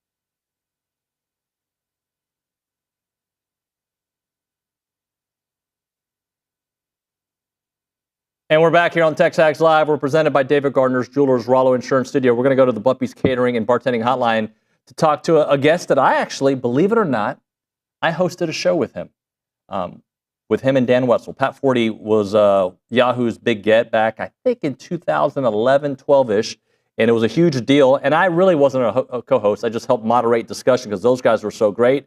And we're going to do it right now. Pat Forde joining us on the program. Pat, how you doing, sir? Hey, doing well. Good to hear from you, David, and happy football season to you. Yeah, man, we're excited about it, and you can find Pat's work at senior writer at Sports Illustrated. I want to go into a couple of the columns you've written recently, but I'll start things off with Texas A&M. Where are you on A&M this year and the direction Coach Elko's trying to take the program? I like him. You know, I think that I think Elko's a great coach. I think he was a great hire, and that proved itself last year. And I like the continuity of him and the coordinators back, and Marcel Reed probably going to be ready to take further steps there. You know, I think Elko immediately made the program more tough and competitive in the trenches than the way they were at the end of the Fisher regime, and I expect that to continue. It's just the competition is brutal, you know, in the SEC, and you slip a little and you kind of slip a lot. And I thought at the end of the year, that was probably, they probably overachieved a little bit, and maybe, you know, gravity insisted itself at the end of the year. Maybe they were a little bit out of gas and, you know, got gouged a little defensively, and obviously didn't have much to throw at Texas in terms of offense near the end there. But I expect them to be there in that second tier of SEC competitors. I think the first tier is probably Texas, Alabama, Georgia, and then the second tier is a bunch with LSU, A&M, you know, Florida, maybe Mississippi, maybe Missouri, maybe Tennessee. Who knows how that's all going to shake out. Pat, I agree with you. The thing I find interesting, though, is like these perceived teams at the top of the tier. I look at them, I'm like, yeah, but, right? And it's not often I look at the top two teams in the SEC and say, yeah, but Georgia's got a lot to fill. Texas has a lot to fill. Alabama's the one team I feel like that not enough people are talking about. They have them in that top tier, but I think schedule-wise, it plays out pretty well from them. Just kind of give us your thoughts on the parity in the SEC, even with that top group, that top tier. Sure. No, I think that's a good point. And again, slip a little, slip a lot. Quarterback doesn't come through out of those top teams. And that's the first question mark, not the only one, but you know, we're pretty sure Arch Manning's going to be really good, but do we know for sure? No. Gunnar Stockton, TBD. Ty Simpson, TBD at Alabama. I agree that the rest of Alabama, you know, I guess you would say the infrastructure around the quarterback position looks really good. I mean, their offensive line is probably the best in the country. Their defense should be very good. They're always going to have enough backs and receivers. So the chances of them, I think, you know, really struggling would surprise me, and that would be bad news for Kalen DeBoer. But yeah, I think, you know, you get beyond that. I mean, LSU has Garrett Nussmeier. We'll see. You know, I think people have gotten a little bit hype trainee on him here. You know, I mean, he's a good quarterback, no doubt about it, and very talented. But is he going to be Jaden Daniels? I don't know. So yeah, I think there could be a lot of sliding up and down, probably at the top half of the league, and certainly in that middle section. Talking to Pat Forde here on TexAgs Live. Pat, you have a really fascinating column recently. College sports transformed in the past 25 years to nearly an unrecognizable product.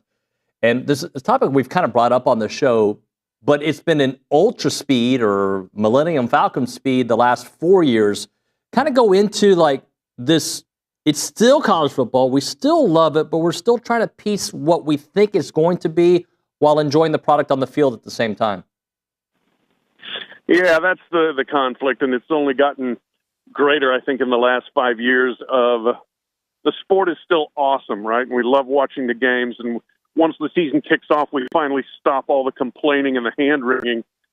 But boy, there's a lot to complain and hand-wring about during the off-season. You know, it's ceaseless. I think it's tested the the loyalty of a certain segment of fans. It's been confusing for people, constantly changing rules, changing playoff formats, changing conference alignments. One of the things people like about college football is kind of its dependability and, things you get used to and you rely on being there. And those have changed in a lot of ways. And so it's been disorienting, I think, for people. But, I think some of the changes clearly had to happen. It was completely wrong to not be paying the players for as long as they did. Once it became clear that college football was largely a money-making enterprise, then the players needed to make some. So that's an improvement. The process of doing it has been a mess. The transfer rate, I think, is a problem. Again, the courts have ruled, right, that players should have the right to transfer whenever they want, but that doesn't make it an enjoyable product necessarily when you can't keep track of who's on your team. So it's just been a lot for, I think, people to absorb. And a certain segment of fans are like, I'm not even going to bother absorbing it. I'm out. But I think most of the rest of us are like, you know what? We'll put up with the mess. Just get us to kick off. Talking to Pat Forde here on TexAgs Live. Pat, I'm going to compare this to something that will probably embarrass me, but to professional wrestling in the 80s and 90s, or actually 80s, where it was very geographical, right? You had your Texas region, you had your Tennessee region. And I think that's part of the charm of college football that we've lost. And I don't think we ever get it back unless it does become this like pro-looking league where they do divisions and whatnot. But do you agree with me there? Like the fact that Oregon is in the Big Ten and SMU in the ACC, we've lost a little bit of that charm of our region is better than yours. Oh, no doubt about it. I mean, that's always been, to me, one of the, great allures of the sport is, you've got your backyard and you want to see what happens in your backyard. And there's regional pride and rivalries and, things that are kind of self-contained. The state of Texas obviously being one thing, the West Coast, the Deep South, the Midwest. And when you start dismantling that, you do lose some of the flavor of it and some of the fabric of what made it a great product, I think. I think the destruction of the Pac-12 is certainly on the list of very high on the list of the worst things college sports has done to itself in the last 50 years or 60 years, whatever, in my lifetime. And, that was done purely for the sake of making TV money. And it's hard to get fans to say, hey, you know what? We don't mind if we're USC and now we're playing Rutgers and Maryland and we're not playing Stanford and Cal because we're making more TV money. They don't care about TV money. Fans care about fun games and rivalries and seeing their teams win. And those things are harder now for a lot of the schools that have realigned. So, there's a cost that comes with it. And I'm not sure anybody stopped to really appreciate what that cost is. I don't know if we'll ever see another Nick Saban, but do you think we're going to have, in this era, with all the movement and the cost of everything, a coach, Saban-esque? I know Kirby is on that path, but where, the longevity, the success that follows, do you think that can still happen in today's college football world? I think it still can, but it's rare. It's going to be rare. Dabo's kind of that guy at Clemson, and he hasn't had a Saban run of winning 6 championships at one school, but nobody's going to do that. I don't think that's possible. Kirby could be that guy at Georgia. Those two guys seem particularly well suited for college. It doesn't mean, especially I think in Kirby's case, he wouldn't maybe one day say, I want to try this NFL thing. But they're good at what they do in college. And if you're good at a place like Georgia, why would you leave? Where would you go? So I had one SEC administrator said, I posed the question to him, would you think Kirby would ever get bored winning there? And he said, I think Kirby is the kind of guy that loves to burn ants with a magnifying glass, and he can do that at Georgia, so I don't think he would get bored. Top 20. I'm sorry. So that tells you, I think, about. You heard me. My bad, Pat. I thought that there was a little delay. I did want to get into your top 25 quarterbacks in the last 25 years. Johnny makes the list at number 8, and you had a line there. There's no denying when he caught the snap. You had to hold your breath until the play was over. What do you remember about covering that era of Johnny football? Not the aftermath. We know a lot of the storylines, but the actual football player Johnny Manziel at A&M. Oh, he was fascinating. Just, so entertaining to watch and kind of a different player at that point. I mean, I guess, Robert Griffin had done some of the same things previously, but I was there for A&M's first SEC game and I believe Johnny's first start against Florida in College Station. And you're like, who is this guy? And where have they kept him under wraps? He was just really dynamic, had that kind of improvisational ability in addition to, just being able to play within the offense, but also just to make things happen. And you just watch that keep developing. And clearly, I remember obviously probably his most memorable game when they upset Alabama in Tuscaloosa, and he just did things you couldn't believe were happening. And it was just really fun to watch a guy that, again, most of us didn't know a lot about until all of a sudden he's like an immediate star. And that was quite a ride to go on. Then we kind of did it the next year with Jameis Winston at Florida State.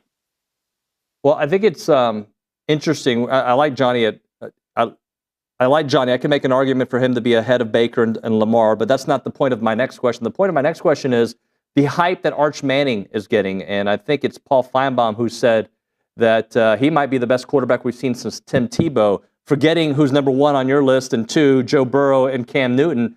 So when you think about Arch and what he can do and some of the predictions about his career, what do you think? I don't know. I can't wait to see. I am spellbound by the possibility, but remaining wary because don't know. I mean, he was great in high school. He was promising in the spots where he played for Texas, but I'm not going to sit here and say he's going to be an all-time great. I'm not going to say he's going to lead Texas to a national title. He's going to win the Heisman. I don't know. I don't know. So I want to see him play in a season where he's taking all the important snaps and they're playing big games. And boy, is it a big one to start against Ohio State.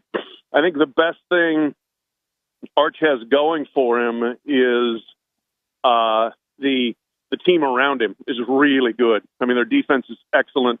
Their running backs are great. Their receivers are great. The offensive line, a little bit of a question mark, needs to be improved, rebuilt. Some work to do there. And that's where I think his athleticism will be his friend because he's not just going to be a sitting duck back there like Quinn Ewers was at times. But he could end up, being in the NFL Hall of Fame, the Pro Football Hall of Fame.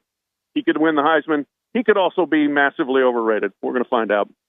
Pat, this was a great conversation, man. Thanks for making a few minutes for us. Hey, sure. Happy to do it, David. Take care. Pat Forde there on the Buppy's Catering and Bartending Hotline. Appreciate his time here on the program. When the Fan Show guys join us here in a few minutes, in fact, Nick and Reese, you can kind of chime in on that. I don't care about people's rankings and where their lists are. I care because it's a talking point, but I don't, whatever. That's what you think. That's what you think. His top 25, if you look at the first 5, they all won a national championship. They deserve it. Joe Burrow, Cam Newton, Vince Young, Tim Tebow, Matt Leinart. But then 6, 7, 8, Lamar Jackson, Baker Mayfield, and Johnny Manziel. I would reverse that. I would probably do, me personally, I'd have Johnny above Lamar and Baker. 1,000%. Yeah. Yes. Right? Yeah. And I don't think it's close, to be honest. No. And I think I would have Lamar next, followed by Baker. Am I wrong in my assessment of No. their impact in college football, their time as quarterbacks? I think disagree? I would flip. I would go Johnny, Baker, Lamar. That's how I'd go about it. Johnny, Lamar, Baker. That'd be a good name, Johnny Lamar Baker. Oh, yeah, Reese, well, you're wrong. Okay. I'm just kidding. Think about it. Think about it. If your last name was Baker, Johnny Lamar Baker, that'd be like a good quarterback name. Yeah. Screams like gritty. Yeah. Gritty quarterback. Right. It can throw, kind of a Brett Favre style of quarterback. It can throw, but also run you over. Mm-hmm. Yeah. I'm just happy you asked him about Johnny because I got to play video of him. Like, I was just hoping he was going to keep talking. I wanted to keep watching the highlights. I did too. How about that awkwardness when I cut him off because I thought he was done? I thought he was done too. And then he laughed. He goes, ha, ha, ha, you know what I said. Yeah, I do. You were good. Pat Forde, enjoyed that convo. I hope to get him back on the show. First time on TexAgs Live. Brazos Running Company, they're located at Century Square. They're locally owned and they're Aggie owned and operated. They're a specialty running store with the greatest selection of shoes in the area, right? You love to run. You probably don't. You probably don't. But if you do love to run, they got the shoes for you. If you love fitness, if you love to walk, if you have legs, the Brazos Running Company is the place to go for Brooks, On, and Hoka shoes. If you like to see what kind of shoes like the right fit for you, not just because how it feels, but like because you're doing some cross training or some running, they'll find the right one for you. They also sell Viore clothing, one of the hottest athletic wears out there. They have duck camp gear, and they have turtle box speakers, and of course they sell Stanley Cups. Brazos Running Company, located at Century Square below the Star Cinema Grill in College Station. It is the Brazos Running Company.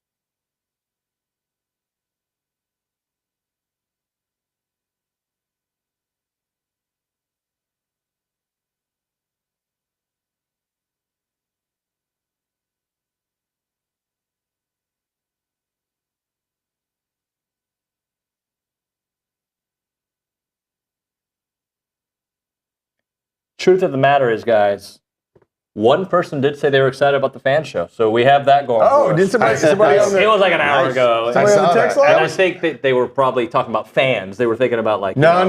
They were talking about us because this is slowly becoming the best show on the whole program. You do realize today alone we had Josh Pate. Yeah. Who? We had Pat Forde. Who? I don't know any of these people. Yeah. I mean, we had Pablo Escobar all on the show, and you think, okay. Pablo Escobar. Right? Ladies and gentlemen, it is the fan show here on TexAgs Live, presented by David Gardner's Jewelers, Rollo Insurance Studio. I should do it with a little twist. The Fan show. Brian Ferris making his debut. What's up, brother? Yeah. Thank you so much, Dave. Thanks for the invite. Roy May. What up? Matt Browning. Hola. You guys ready to talk some football? Yeah. Which football? Absolutely. Football with a U. Football. So let's talk young men's American soccer. football. What? Let's go to the Angry Elephant News and Social Center because Reese Nygren will start us off with the hardest question of the day. It's a pretty tough one, fellas. What is on your mind this morning? Mr. Ferris, you start us off.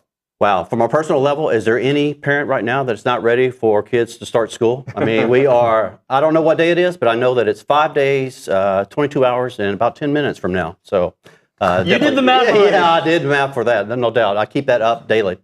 But yeah, definitely the year 2 jump. That's what I'm anxious to see right now. That's what's on my mind. I really want to see how the growth of the team coming from year 2, from last year, coming into a bad situation of such a late, Coach Elko just coming into a late situation, but of course being able to kind of take on the role that he did, bringing in so many different transfers. But again, how does that jump this year, right? How do we see improvement across the offense and defense? Definitely in the secondary is what I'm really anxious about. See how the receiving crew, they actually improve as well. So again, how do we jump in year 2? That is definitely what's on my mind. That's what I'm anxious to see. And just the excitement of football season, right? I mean, is there anything better than waiting for a new football season to roll around? So we're excited about that as well. Well said, well said. Browning and May, pick a number between 1 and 4. 3. 2. It's 2. You go next. So what's on your mind? I tell you, so same thing. I find myself getting Are you getting giddy? super fired up. Yeah. So hey, and what really helped it is that Netflix SEC show. Have y'all seen any of that yet? Yeah, I watched one episode. I thought it was all right. Hey, well, I'm through 3 episodes so far, right? Okay. And how they're doing it is interesting. The one episode, the first episode, I guess they focus kind of on LSU and South Carolina, and then episode 2 is basically the entire episode's about Florida. Right. Yeah. One little snippet in there about Dag. So I haven't seen anything on what they've done with us yet. I'm guessing they're probably going to end it and with the worst moment of our season. But either way, watching that and watching everything, it really does. It gets you fired up. I'm pumped. I'm ready for Aggie football. I'm ready for SEC football. I'm ready for all that. I saw something that said that they may come out with a college football version of the Red Zone. Yeah. Which, hey, that would be awesome. That would be. That would be really, really awesome. But it's football season. We're fans. It's time. Getting everything planned out for the year. Got some away games. Getting all the travel stuff ready for some good away games. And it's football season. All right. So when I'm watching it, you haven't watched it, or you have? Netflix. No. Brian, you have? I have not. Okay. I knocked out 3 episodes already. I watched the first episode yesterday. Of all the streaming platforms that exist, Netflix is like literally the only one I don't have. That's probably the best one to have. But that being said, Prime. I thought it was felt like an MTV special on SEC football. Yeah. It wasn't bad. No. And I liked some of the personalities. I was telling Richard and Bronny, I like Whit Weeks. He was kind of a likable character on the show. Yeah, I did like him. But the music was just they did it on kind of a Hard Knocks laptop. Yeah, it's kind of like a Hard Knocks version, but really condensed in very small portions where Hard Knocks can go a long way with but I mean, I will say after watching it, whatever you thought of Brian Kelly before, it didn't change anything that you thought about Brian Kelly. I'll tell you some thoughts I had at the break because when I'm watching this, I wouldn't want to play football for him. I wouldn't either. And I know he's a good coach. Yeah. Don't get me wrong. And maybe if I met him, I'd change. Maybe there's some charisma that I'm not seeing. Yeah. It does not translate on camera. That guy seems awful. I mean, like somebody you just wouldn't want to hang out. Shane Beamer. Likable. Shane Beamer, I'd love to hang out with Shane Beamer. That guy looks like a lot of fun, but Brian Kelly's just not fun. Total agree. Kind of a dork. He's a big Speaking nerd. of dorks, kidding. Roy May, what do you have for us?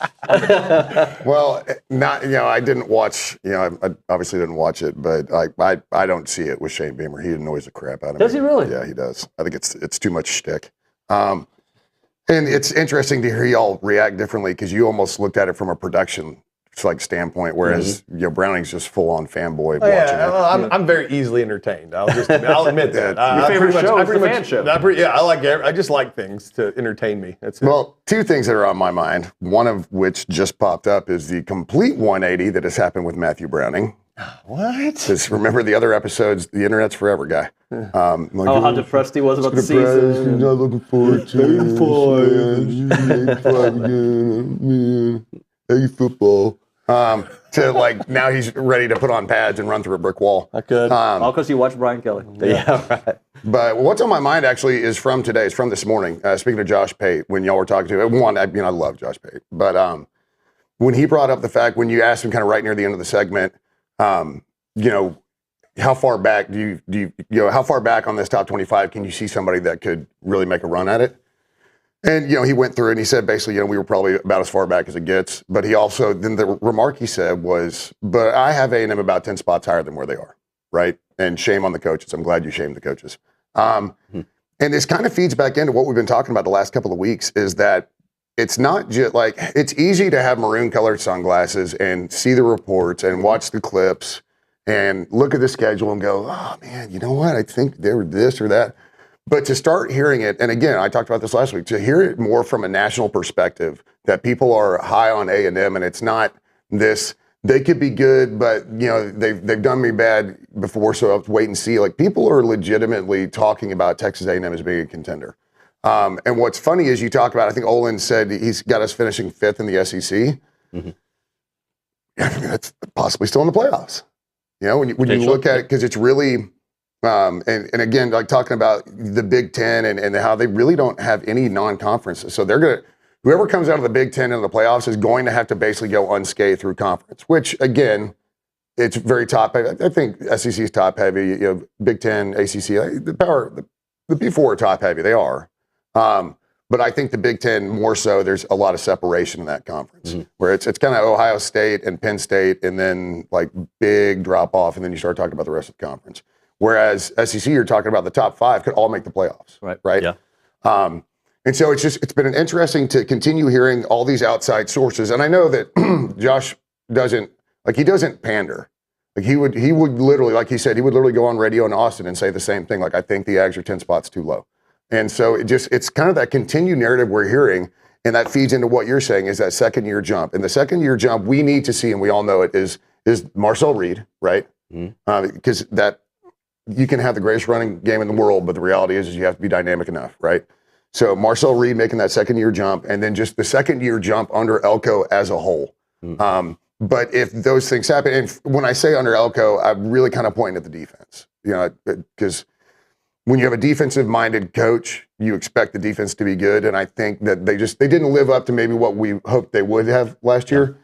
But knowing what he said at the end of the year, how everything was unacceptable, knowing that he's defensive-minded and having seen his defenses in the past, there's a lot to be excited about, and you don't have to be wearing an Aggie shirt to say that.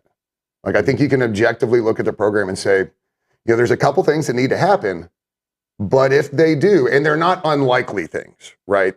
It's we're not asking for miracles here. You're saying, Marcel, take a step. You're saying defense, don't give up 100 bad plays.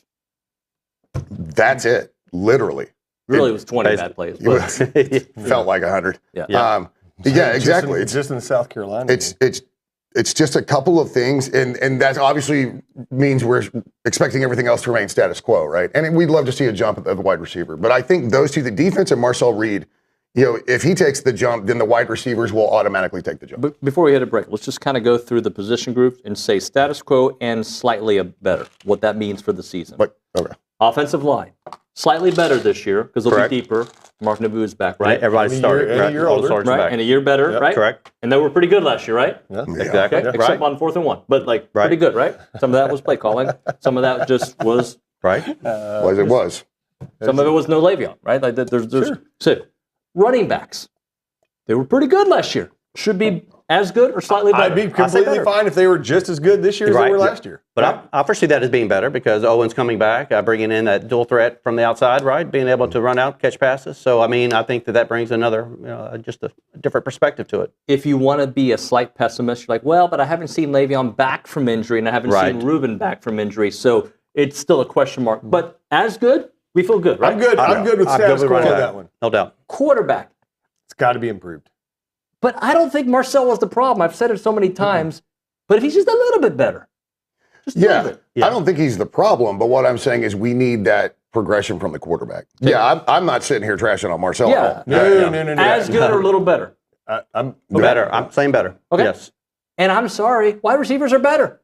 Yes. Oh, yes. You have faster, more dynamic playmakers at wide receiver. You should be better there. What's the old saying? Strength punishes, speed kills. Yeah. Okay. So we feel like overall the offense will be as good or better. I'll say better. The top scoring offense in the conference. I know it seems funny from a team that was, the highest scoring team in the SEC last year, but they have to be better. Yeah. They have to be better, but they weren't good in the games that mattered, which was Notre Dame and Texas. Right. Against two of the top defenses, you need to have an offense. Because what did Arizona State do to Texas's defense? I think they had over 500 yards of offense. Like, you need that kind of performance to make it. All right. So then you move to the we should probably hit a break because I'm way behind it. But we'll do the defense real quick, and then we'll follow where it goes. You're listening to TexAgs Live, presented by David Gardner's Jewelers. Break.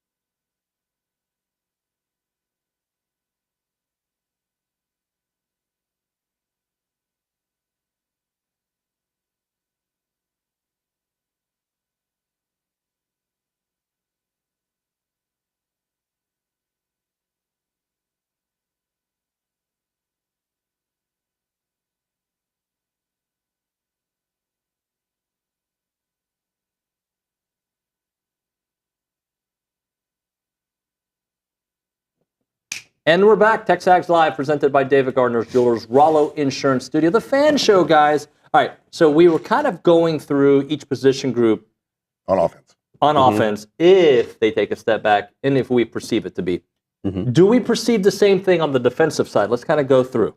So, defensive line. Here's my take on defensive line. Browning said, I'm taking this segment. Yeah, I've been thinking about the defense since you brought this up. I've been thinking about the defensive line because from a talent standpoint, what we lost, right? How good those guys were. Do we say, hey, status quo is acceptable, right? Or do we say, you know what? Even though they were super talented, I don't think they were great last year. They weren't. Yeah. I don't think they played great. Their production didn't match their talent. Yeah. What, 8.5 sacks? Is that right? Yeah.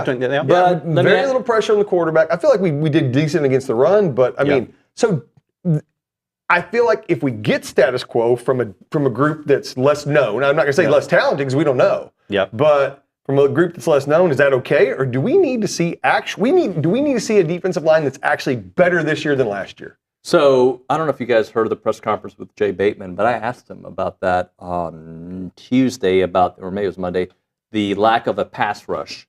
And, if it was missed opportunities or what was it? Because those guys, he said, look, we had to cover up some things on the back end last year. We had to, which made it we weren't allowed to be as aggressive. I don't think that's going to be a problem this year is what he said. So if that makes you feel better or worse about the defensive line, take that information, Brian. I agree. I mean, I think the defensive line, because of scheme, it is going to improve this year. Not so much because of the talent, but because, again, it's more so of the scheme. And having a back end, I think this could be more solidified this year, which makes me think that, Chappelle is one of the X factors of this year because, again, for him to be able to come in, to be able to add that additional secondary, that again, if he can, repeat what he did his freshman year, right, in 2022, I guess, right? I mean, if he can have that type of productivity mixed with Humphrey and Lee, I mean, I just think that brings just a great secondary back end that can cover the receivers and allow us to open up the pass rush completely.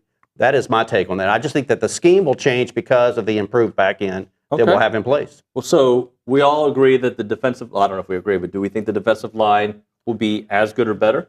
I think they have to be. They have to. I'm not going to say. So we're not sold on it. We're not sold, right? No, right. I think that and the receivers are the two biggest question marks on the entire team. Okay. Yeah. And then I would say the linebackers, Roy, start us off here, are going to be as good or better, right? Because you're going to be healthy, and it's another year. Scooby was excellent, and he was hurt all year. Yes. Torian's been solid for them. They got a good group behind them. You think they'll be as good or better? He'll be better. Yeah. I'm really. And I know how good some of the pieces are in our secondary, right? And I didn't hear that interview with Bateman, so thank you for bringing that up because that's interesting that and quite frankly, I appreciate the transparency, right? Yep. I look at this year kind of going, hearkening back to the days, if you will, of the linebackers being the strength of our defense this year. Like secondary, defensive line, even if you want to split up the defensive line between interior and edge, I think the linebackers are going to be the strength and they're going to carry our defense this year. So I expect them to be better. And then, in that interview you did with the Lockhart kid. Oh, yeah. Great. Lockhart, I think he's going to be, I'm hoping he has a fantastic season because you pair him with York and Scooby. And, I mean, boy, you've got a solid little unit there. You start with Scooby and Terry and York, and you've got a really good start, and then whoever fills in that third linebacker spot, and then the rotation of the guys behind them. Yep. I do think, I genuinely do think, I think that is the strength of our defense, even now, even more than the secondary. And again, the defensive line is a question mark. I'm not saying, I think they could be the strength. I hope they are. It's just an unknown. Yeah, especially for SEC football, the defensive line. The way that SEC football is played, the defensive line should be the strength. That's what all the good teams, their D lines are the strength of their defense most of the time. I'm just expecting, and this is full transparency, I am expecting exceptional linebacker play this year. That's why I'm saying they're going to be the strength.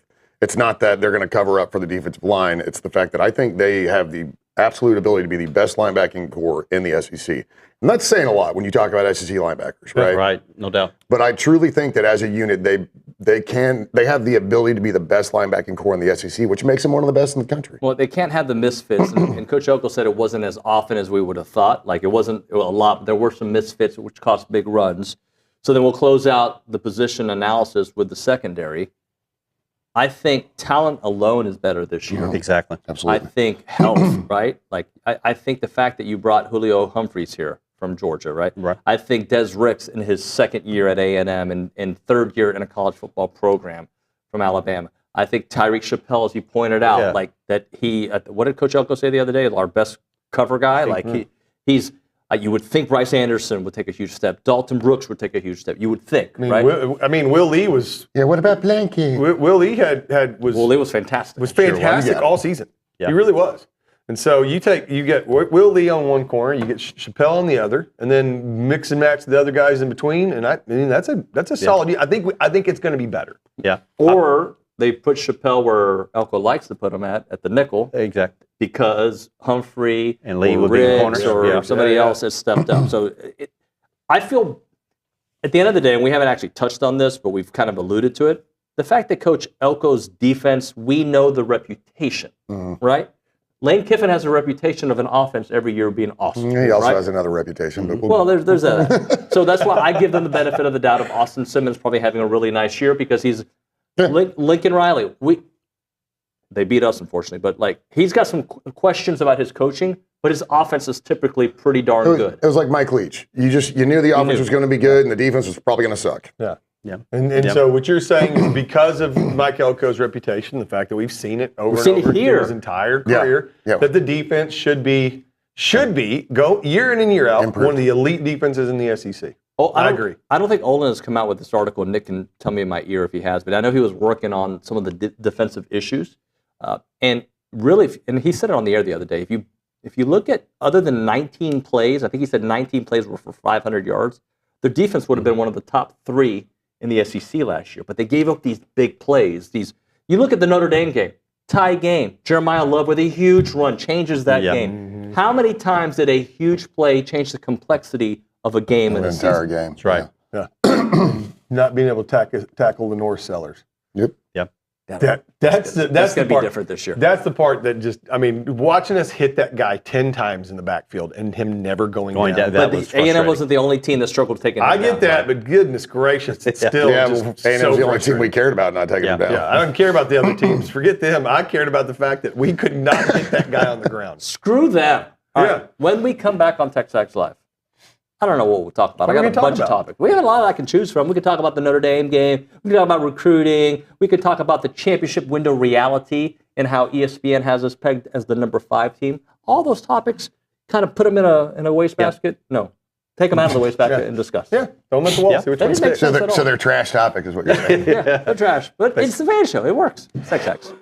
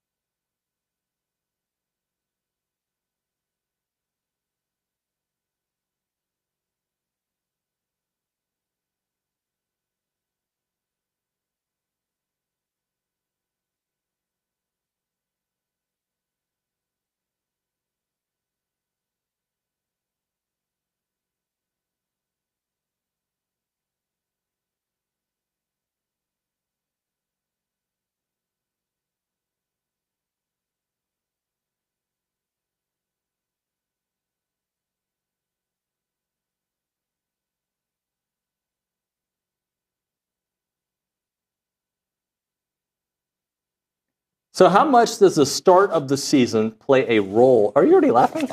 It didn't take long, right? Oh, my word. Fan show, by the way. Got some knuckleheads. It's all right. How much does the start of the season, in your opinion, matter for the full story when it comes to the 2025 season? And before you answer, let me remind everybody, A&M was 7-1 last year to start the season, with a loss to Notre Dame to start off the year. But for this year, every season is different. How much does the first 4 to 6 weeks really matter in how we perceive the way the season goes?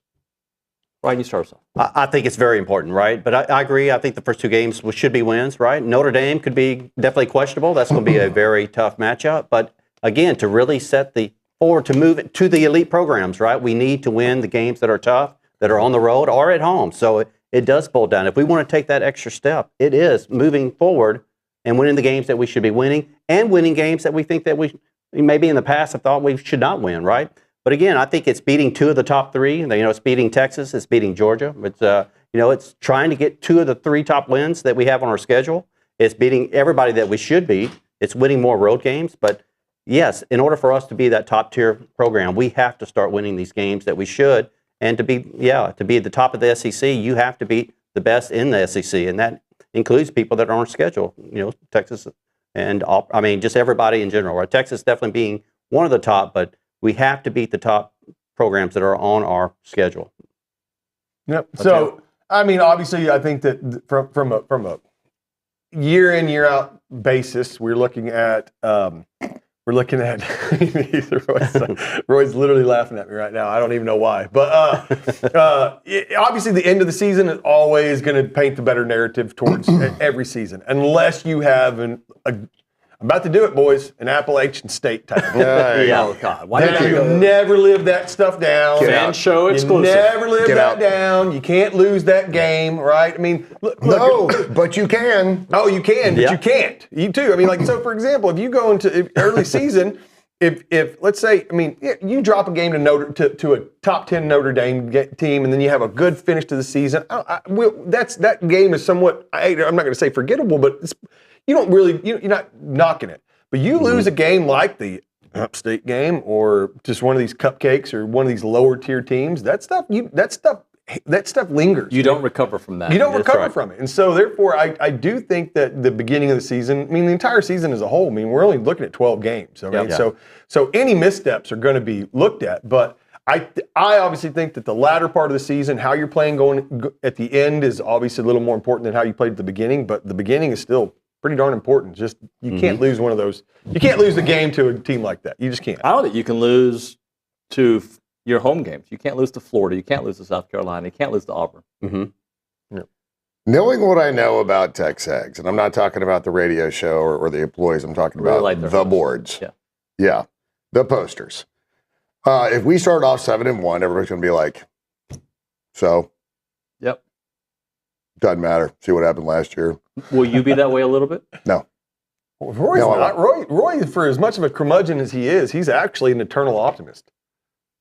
I don't know if I think of him as a curmudgeon. I'm a complete sunshine pumper. He is. He really is. He just does it in a mean way. Obviously. In a military way. Obviously. He's going to be good. Obviously, your non-cons, minus Notre Dame, you need to win, right? Come on. I get that it's happened before, but just, whatever. I write those games off every year, and I get that it's happened that we've slipped up. The Fran years and App State and all that crap. But what was it, Arkansas State? Please stop. Please stop. But UCLA. Obviously, I think, I'm going to throw something at you. I think, like Browning was saying, the Notre Dame game isn't the end-all, be-all, right? I got you. The Notre Dame game isn't the end-all, be-all because it's not a conference game, right? And the higher you finish in the SEC, the more likely you are to end up in the playoffs. And so it's not the end-all, be-all, but I do think that while last year everybody looked at this game, we're like, dude, right out of the gates, Notre Dame at home, got to win it. And everybody was just so deflated about it. And then you go on to fire off 7 straight wins. So this team has it in them. And then you go back and talk about what we were talking about with status quo and better or worse, whatever. And you look at the team that we had, and the finish obviously was abysmal, right? I get it. Just totally tapered off at the end. And I think it was what Pat Forde said, just seemed like we ran out of gas. But again, second year with this team together under this coaching staff, a bunch of position groups that we expect to be better. So a strong start is obviously important because every single game matters, right? And in this conference, it just means more, right? It does. It means a lot more. But it just all of the more. But it's obviously you want to get momentum on the front end. Yep. And so what this team, what happened to this team last year, they remember it. Trust me, they know that feeling. And I think, getting that strong start, and then they'll look internally at each other and say, all right, this is where the season starts because last year we couldn't finish it off. And I think there's some of that dog in this team because they went through it last year and it sucked. Yeah.